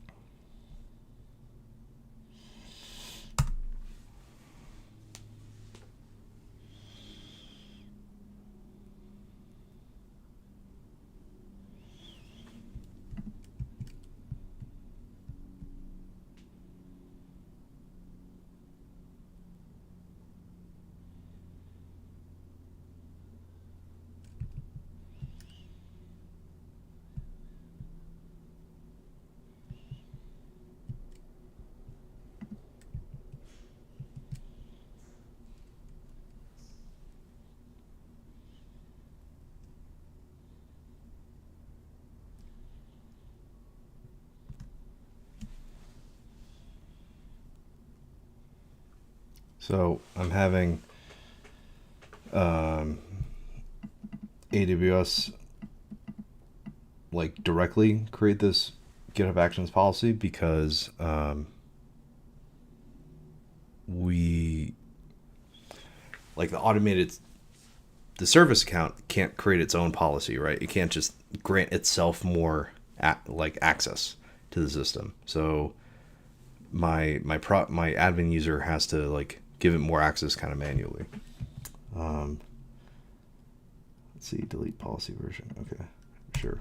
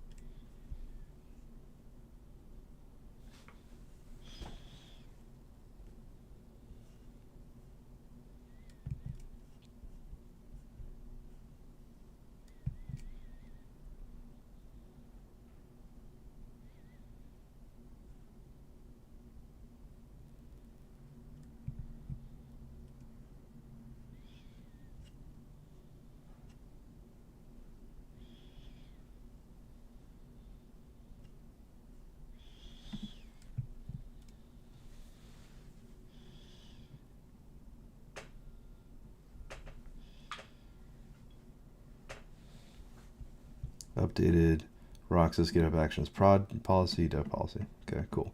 Yeah, so these are manual AWS changes. Like I said, so these are manual AWS changes because we needed to add more permissions for the GitHub Actions service account user to be able to do more things in the AWS account. Like we try to limit. This is the something least privilege, the principle of least privilege, where we want to give the service account user just the minimum amount of permissions to do whatever it needs and not more. We don't want it with full admin access to do whatever, create anything and delete anything at once. We just want to kind of scope it down so that it only uses what it needs versus like my admin user on my laptop, like it's me and my agent using it. So yeah, like we're like, and I'm approving all these things, right? So like I have to read carefully. Is like, all right, what is it doing? What does it want to do? And I accept. So, okay. So let's do a review.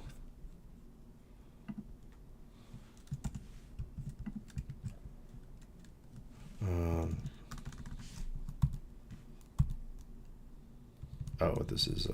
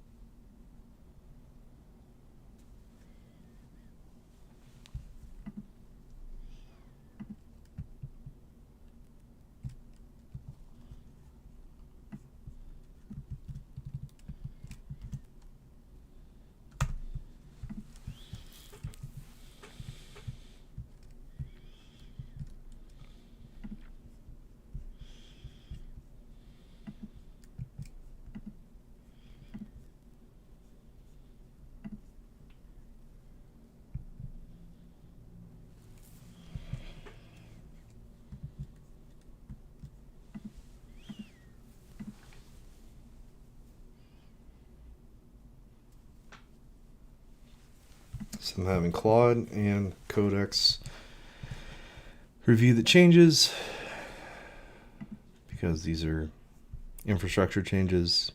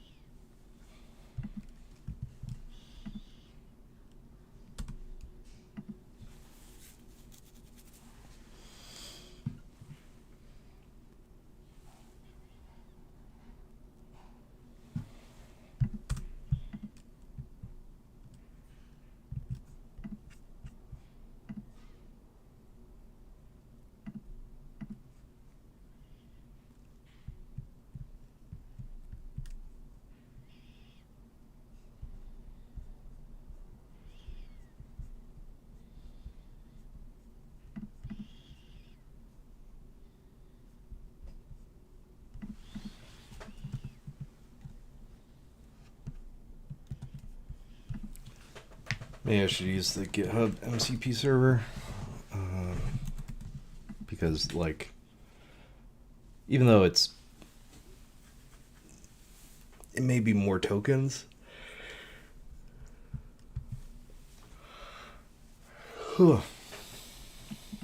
at least it like passes the first time. So I don't know. We'll see.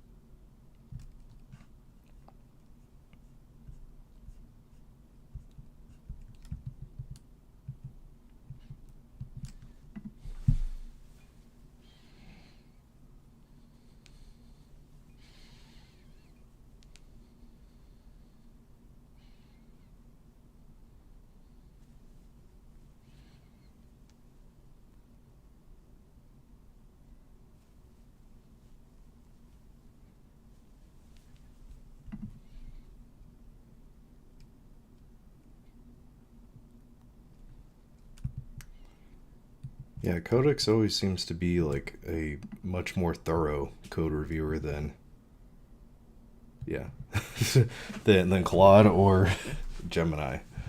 Um,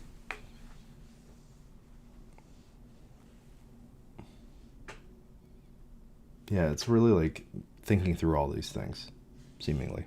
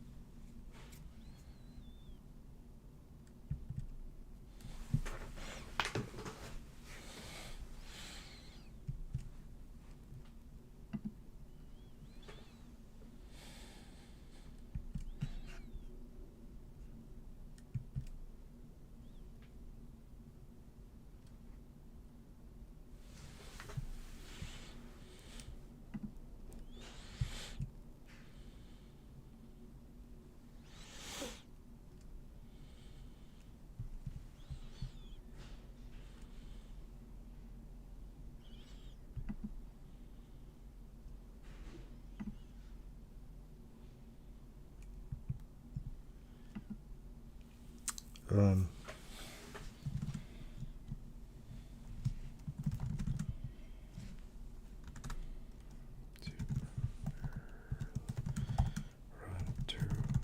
and what's kind of interesting is that I can just reply to these comments, and then kind of that is a response, and whatever Claude will take that into account.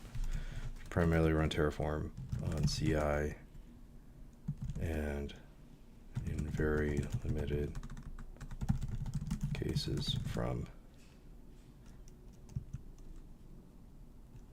the laptop.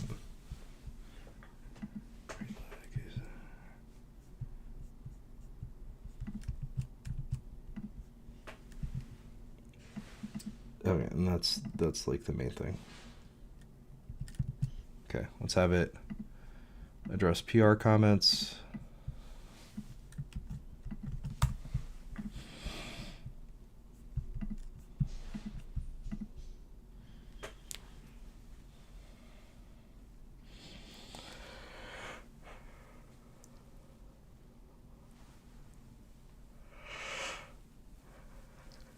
Oh.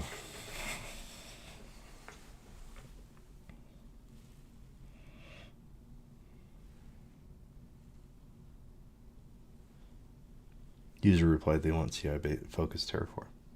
Yeah, there we go. So it knows that this is from the agent, and then this is how I replied, and then it it just knows how what's going on, which is really cool.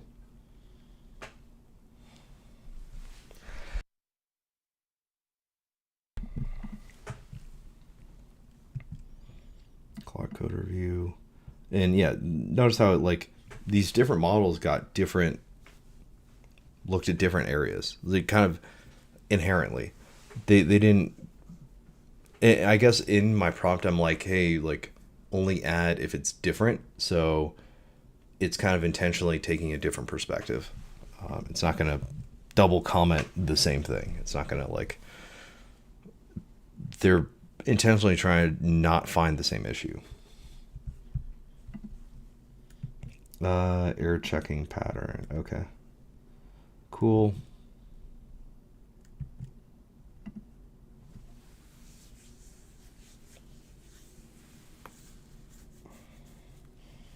Low impact follow-up items.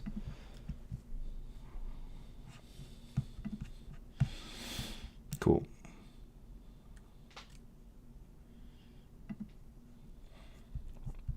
All right.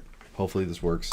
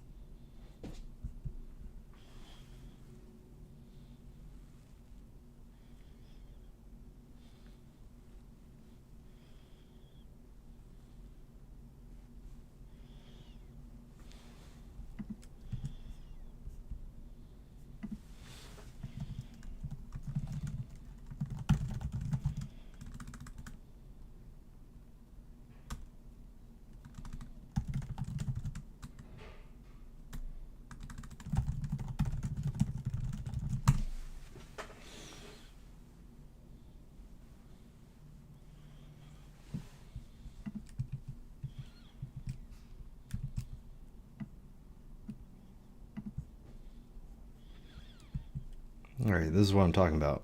57% used. So one agent in serial, basically, if you're using it constantly for the whole time, that seems to approximate like a session. I'm out on the whatever $100 a month plan, but this it gets burned up pretty quick if we have multiple running at the same time, I think.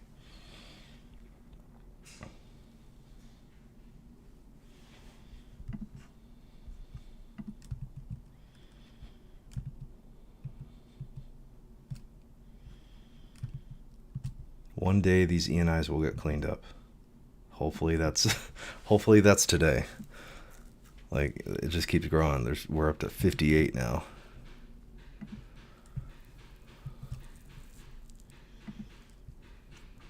Okay.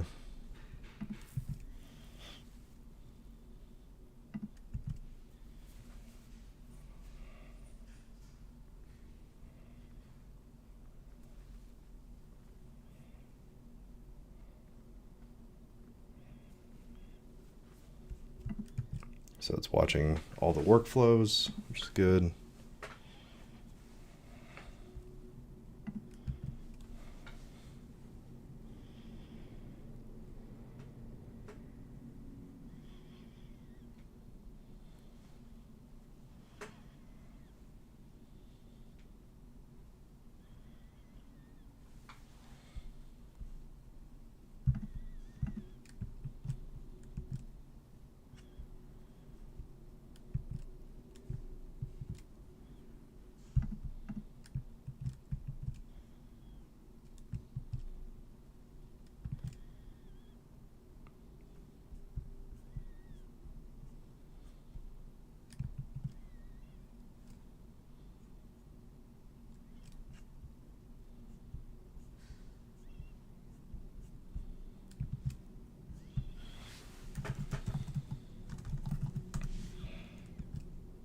Rox's AI is up. Boom.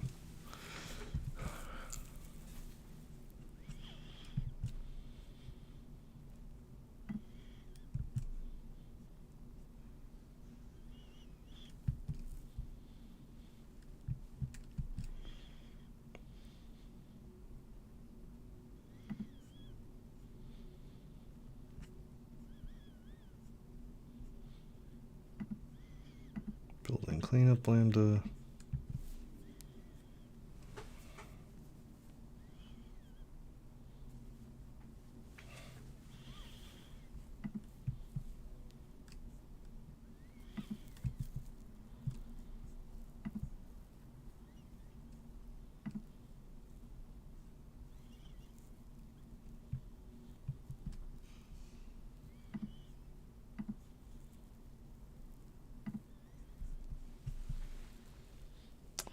Wonder why it's taking so long to build the cleanup lambda. Okay. Gotcha. It's kind of long for a binary to compile, but okay, whatever. Okay. Lambda build must be replaced. Cool. Applying. Cleanup lambda. Smoke test. Okay, lambda working correctly. Cool.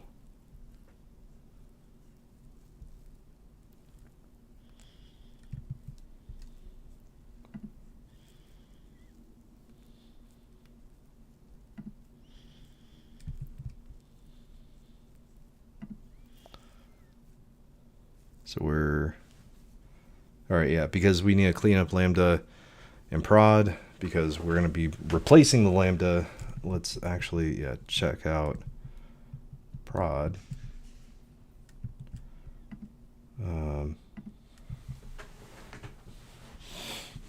Because that probably has the same issues. The same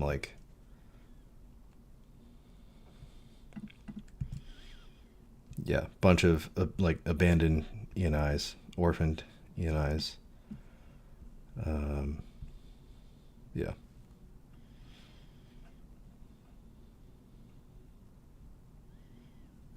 Yeah.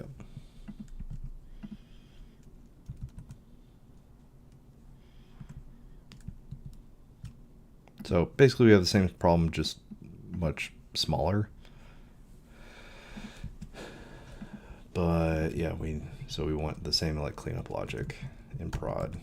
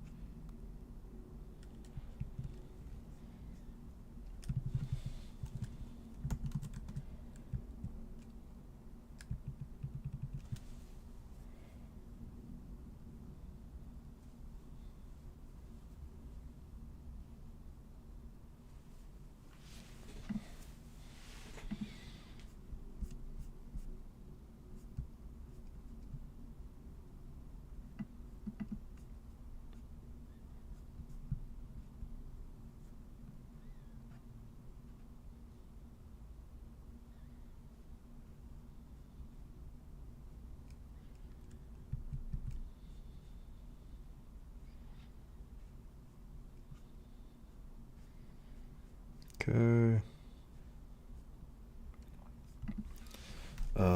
How do we trigger when does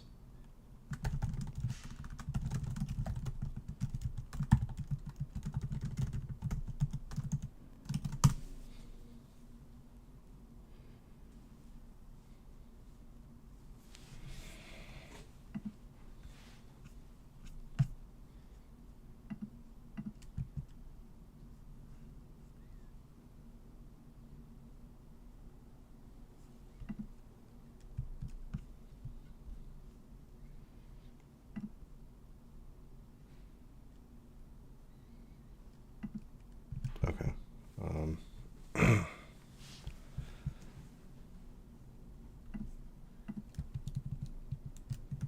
Because network interfaces, yeah, so it hasn't run yet. Security groups.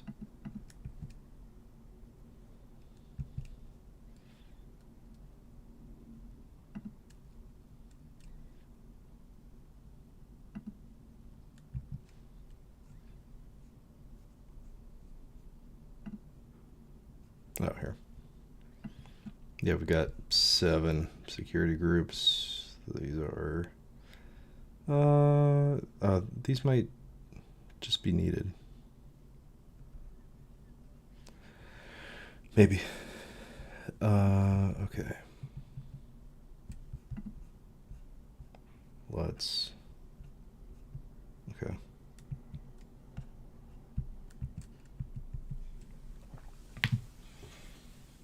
Um.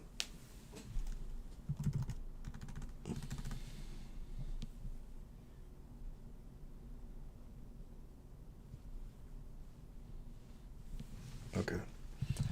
Please. Let's next bead ready, or let's work on the bead. The bead where we consolidate to one dev RDS.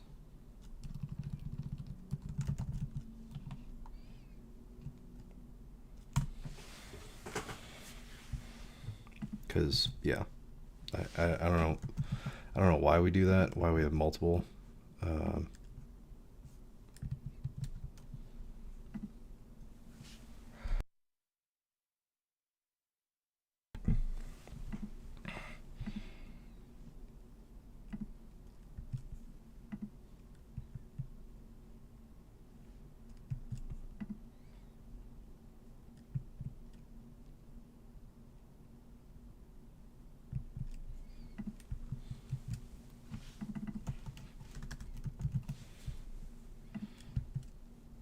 Yeah, we have 2 instances where we shouldn't.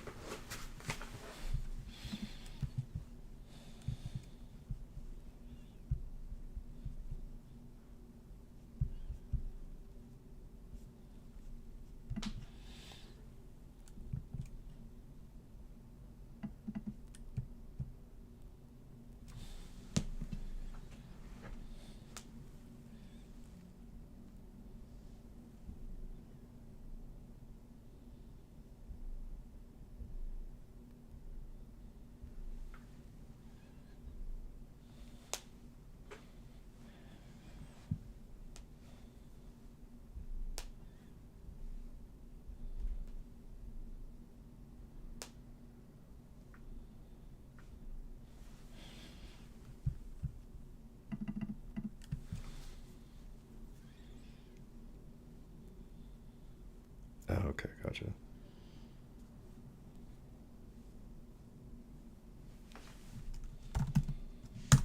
All right, let's do it. So, okay, so the prod uses this Terraform, the shared RDS, versus we have this PR RDS.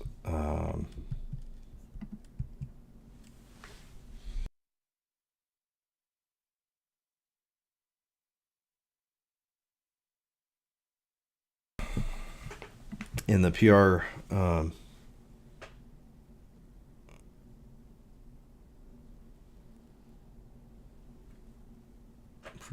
use data sources to look at shared RDS, keep creating on RDS unchanged.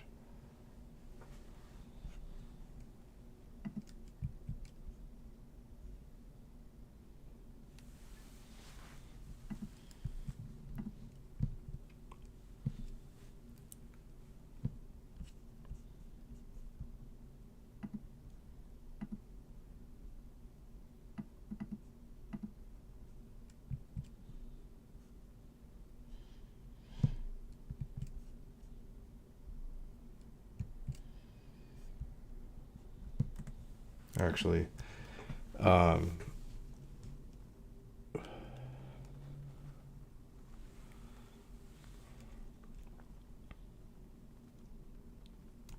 we probably want like why do we have separate Terraform for the PR RDS, share RDS, and the prod RDS? Shouldn't they work more or less the same? Think and want to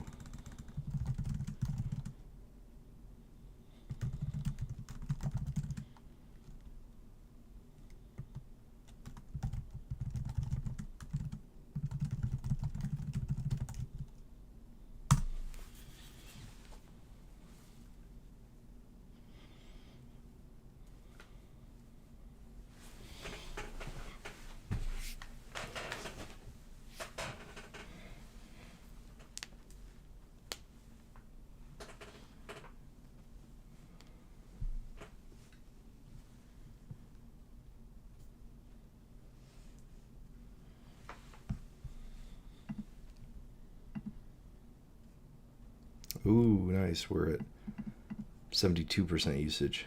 You're absolutely right.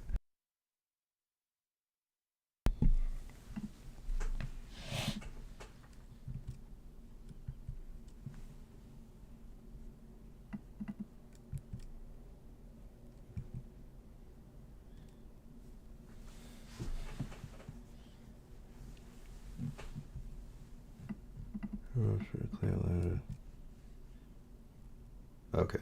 All right. So yeah. So it's going to consolidate. Propose consolidation. Show RDS. Keep dev RDS. Single dev RDS.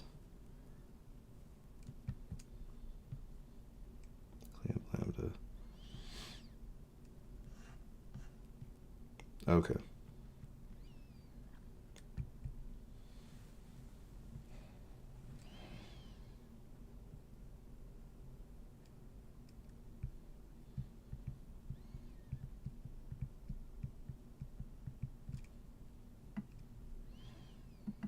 PR databases, production database. Okay.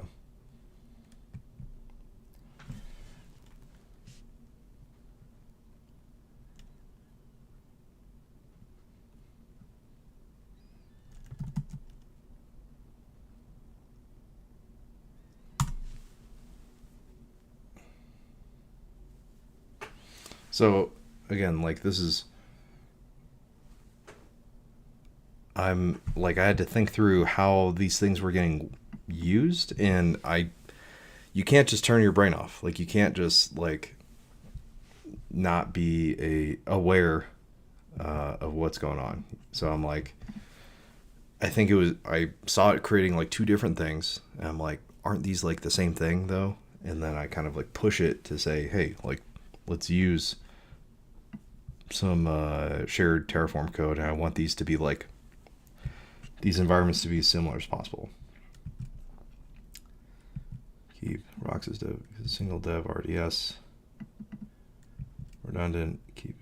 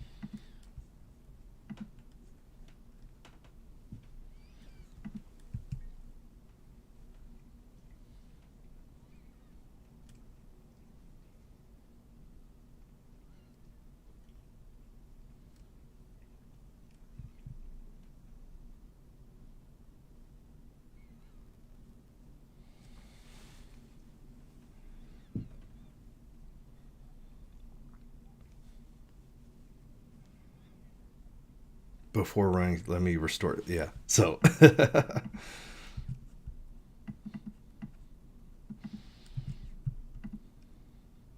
good thing all of these things are in Git, and it's an expert at managing Git.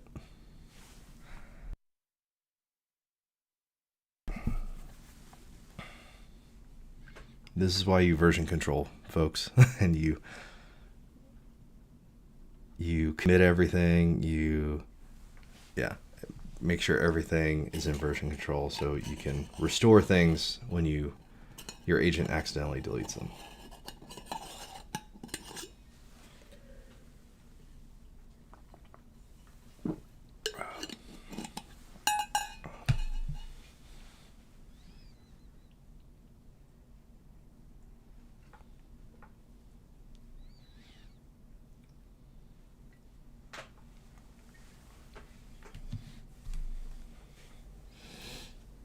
Okay. So we're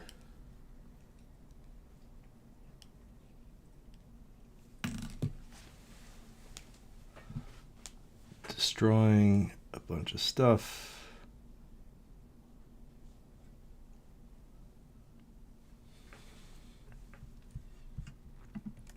But we're consolidating.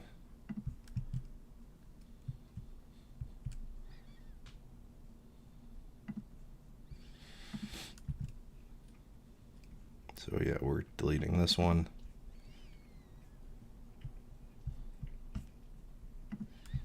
So we'll have a dev RDS and then a prod RDS. There we go. Good.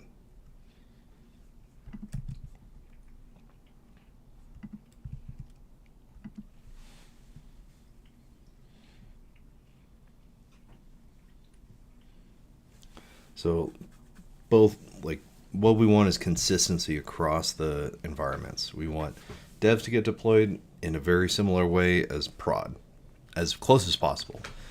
We're taking some shortcuts in dev to make things quicker, cheaper, easier, but those shortcuts shouldn't be like not super whatever. Those shortcuts shouldn't be coming at the cost of like realness, right? Like these are just cost saving type of things, like not really doing anything too crazy, or like not the the infrastructure isn't changing so significantly that looks like a different system. Okay.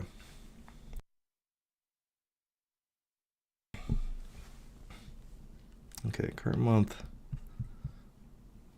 $7.33. That's mostly because RDS, of course.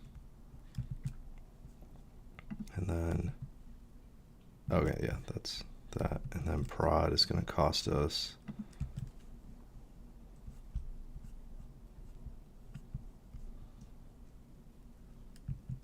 we bought domain names today, or this month, so minus 15 is going to cost like, yeah, $7 too. So, okay, cool. Like, the last couple weeks as a software developer, like, I feel like, I don't know, this is unrelated, so I don't know.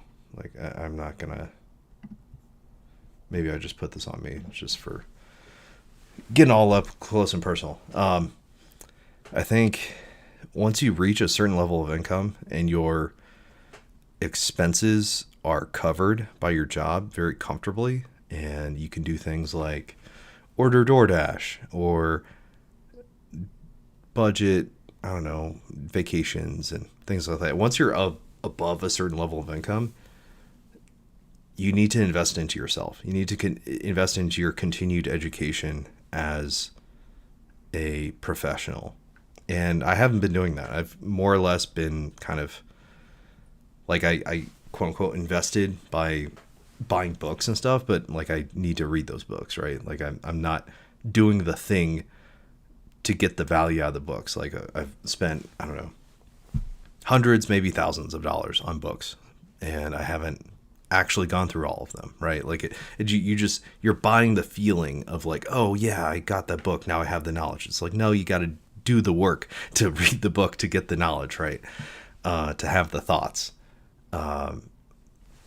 But for like when we're software developers and we need to run infrastructure, if we need Claude Code, the nice version, if we need whatever tools we need, we shouldn't feel bad about buying those, right? Like we have this weird idea, maybe it's just me, but we have different budgets for our personal expectations versus like professional. Like when we like if we spend $1,000 at work, like we don't even freaking blink, right? Like we're just kind of expecting, oh yeah, the company, like my salary is worth X amount, and then if I need a tool to do my job, then they should just be able to, like, $1,000 a year. That's kind of a drop in the bucket, right? Like, relatively speaking, potentially, right? Compared to like my human cost, like an extra license or seat to something fancy like Claude Code shouldn't be a big deal, right? Like that's the kind of mindset we have at work. But like for our personal life, it's like, oh shoot, $100 a month for Claude Code, it's $1,000 a year. Like, what's like we really agonize over that, right? Like literally the same thing, but in a professional context, we're willing, like that's a no-brainer, right? But in a personal context, like we're like, we're really pinching our pennies and drawing the purse strings or whatever. And I feel like you should give yourself permission to like spend the money on the nice tech stuff. It's literally your job. Like I agonized over, I had to buy a new laptop. Like my old one died on me like late last year. And I didn't even buy this one for programming. Like I was just like, oh, I need to edit my jujitsu videos. That was like the primary use case. And now I'm barely even doing that anymore. Now I'm doing this. Like this is the primary use case for my personal laptop.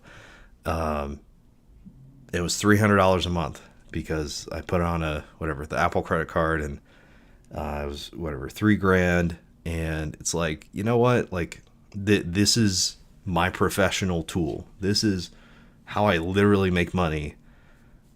I need like I have one for work, but like for me to like develop as a professional, I need one for myself, right? I need to be able to do stuff like on my own without the the corporate, like, you know, if you use company property, it's whatever you do is the company's property, right? Like whatever you do on the company property is the company's property, right? That, which is fine. That's fair.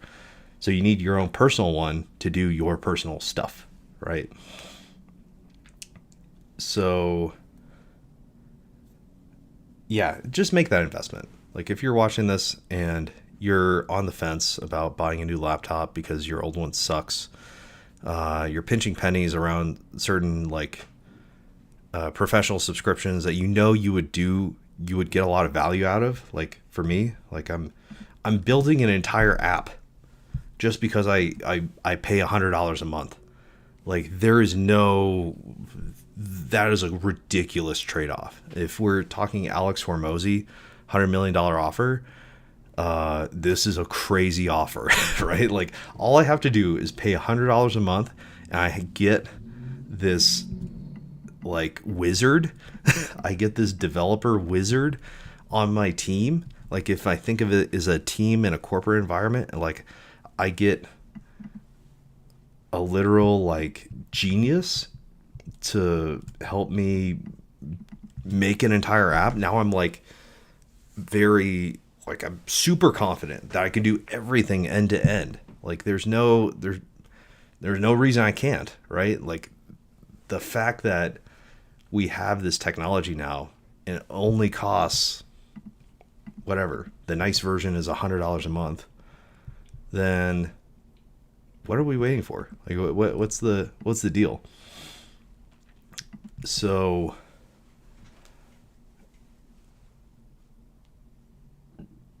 yeah, my point is invest in yourself. And I'm also doing the same thing with like meal preps. I would get this meal prep company, and he's great, like super good guy. And like it would be a mix of meals. And I like these turkey meatballs. I always eat them first, but I would only get like 3 of those meals out of like the 14.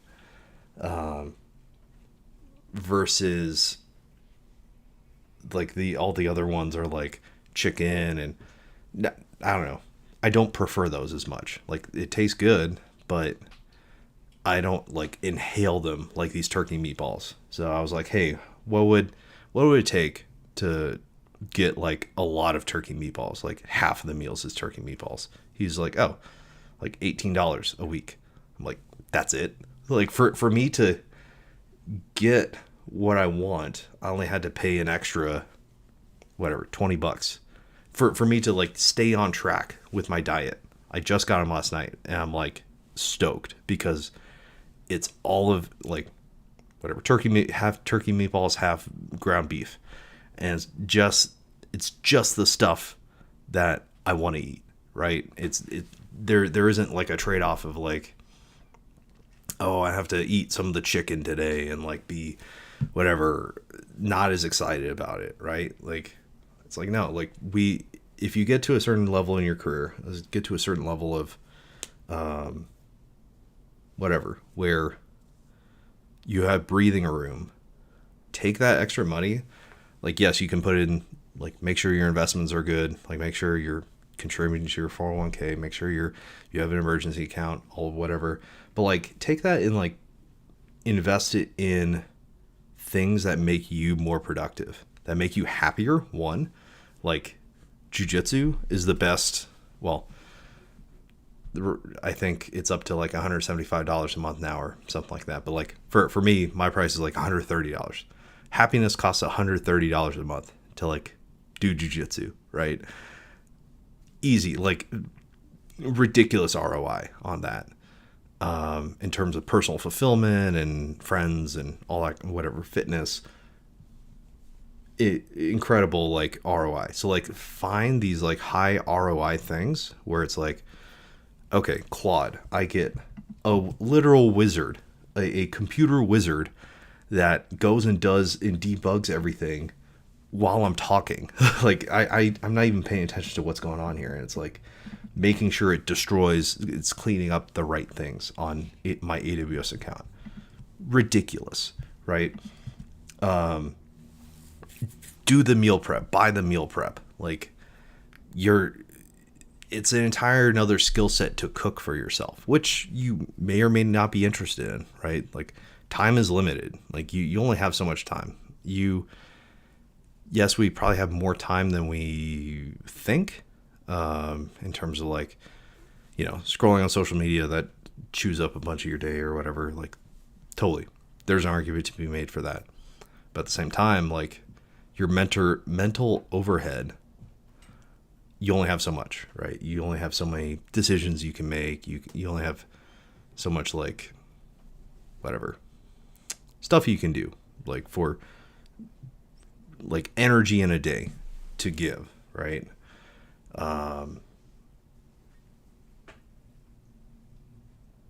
So I think that is, yeah, just something that everybody who has a little bit of breathing room. I get it.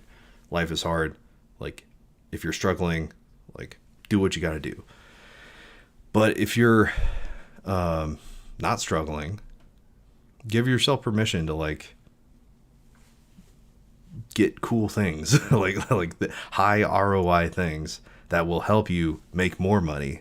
Like I haven't made more money yet, but I'm doing better at work because I am like a leader in using AI, right? Like I'm putting in the hours of like using Claude out after work, figuring out how to use all these agentic tools after work, and that's making me more valuable at work, right? Like the fact that I'm doing all this extra work is benefiting my employer, right? So it's not a waste, right? This $100 a month that I'm paying towards Claude is an investment in whatever, hopefully a promotion, hopefully more responsibility, whatever, more money, more pay, whatever. Like it's an investment.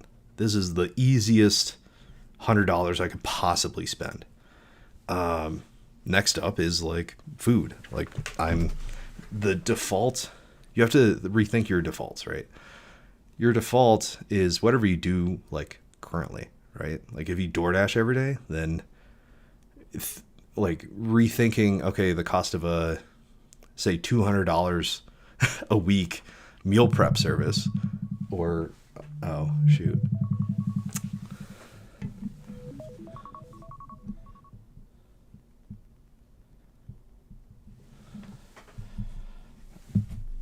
All right. All right. Sorry. My alarm went off. Let's see if I'm back.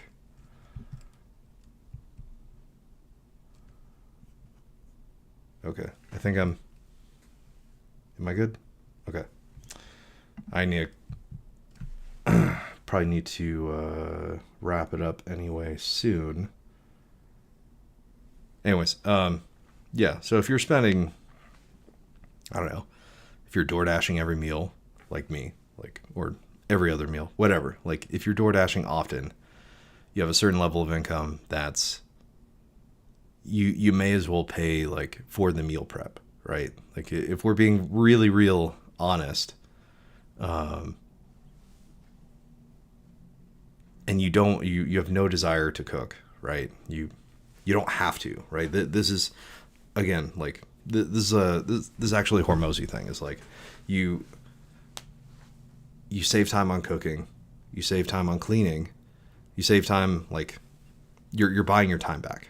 This is a very Hormozy thing, and I'm only starting to apply this. House cleaners is another one. Like my wife and I used to, whatever, argue about chores and whatever. And it's like, if we get the house cleaners, it's like a burden lifted off our backs, right? Like it's much easier to have another, like pay the cleaners to clean the house, and then like whatever, I just need to whatever hold up my chores and my stuff instead of spending an entire weekend cleaning our own house, right? We get our weekend back, or part of our weekend back. So yeah, it's just buying time back when you're above a certain income level. Of course, like I get it. This is a very privileged position to be in. I totally understand. This is, if you're struggling and you're watching this, I feel you. Or whatever. I haven't had to go through that recently, right? Like I've been a software developer for a while now, and like been able to whatever put more and more space in between me and struggle, but I'm whatever, one bad whatever. Anybody can get got at any time, right? So yeah, I could be there tomorrow. Who knows, right? So I'm just saying, like, buy your own time back if you can. Use the tools that you can. I think I'm burning up like freaking Claude tokens by having it just wait for stuff.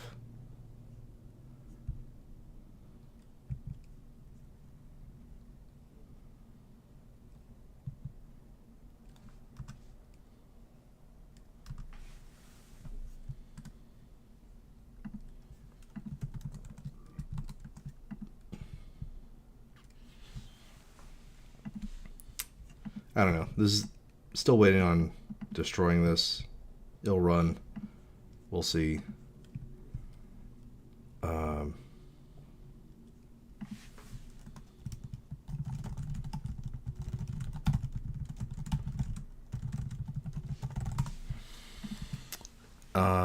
Yeah, buy your own time back. Like, it's super important.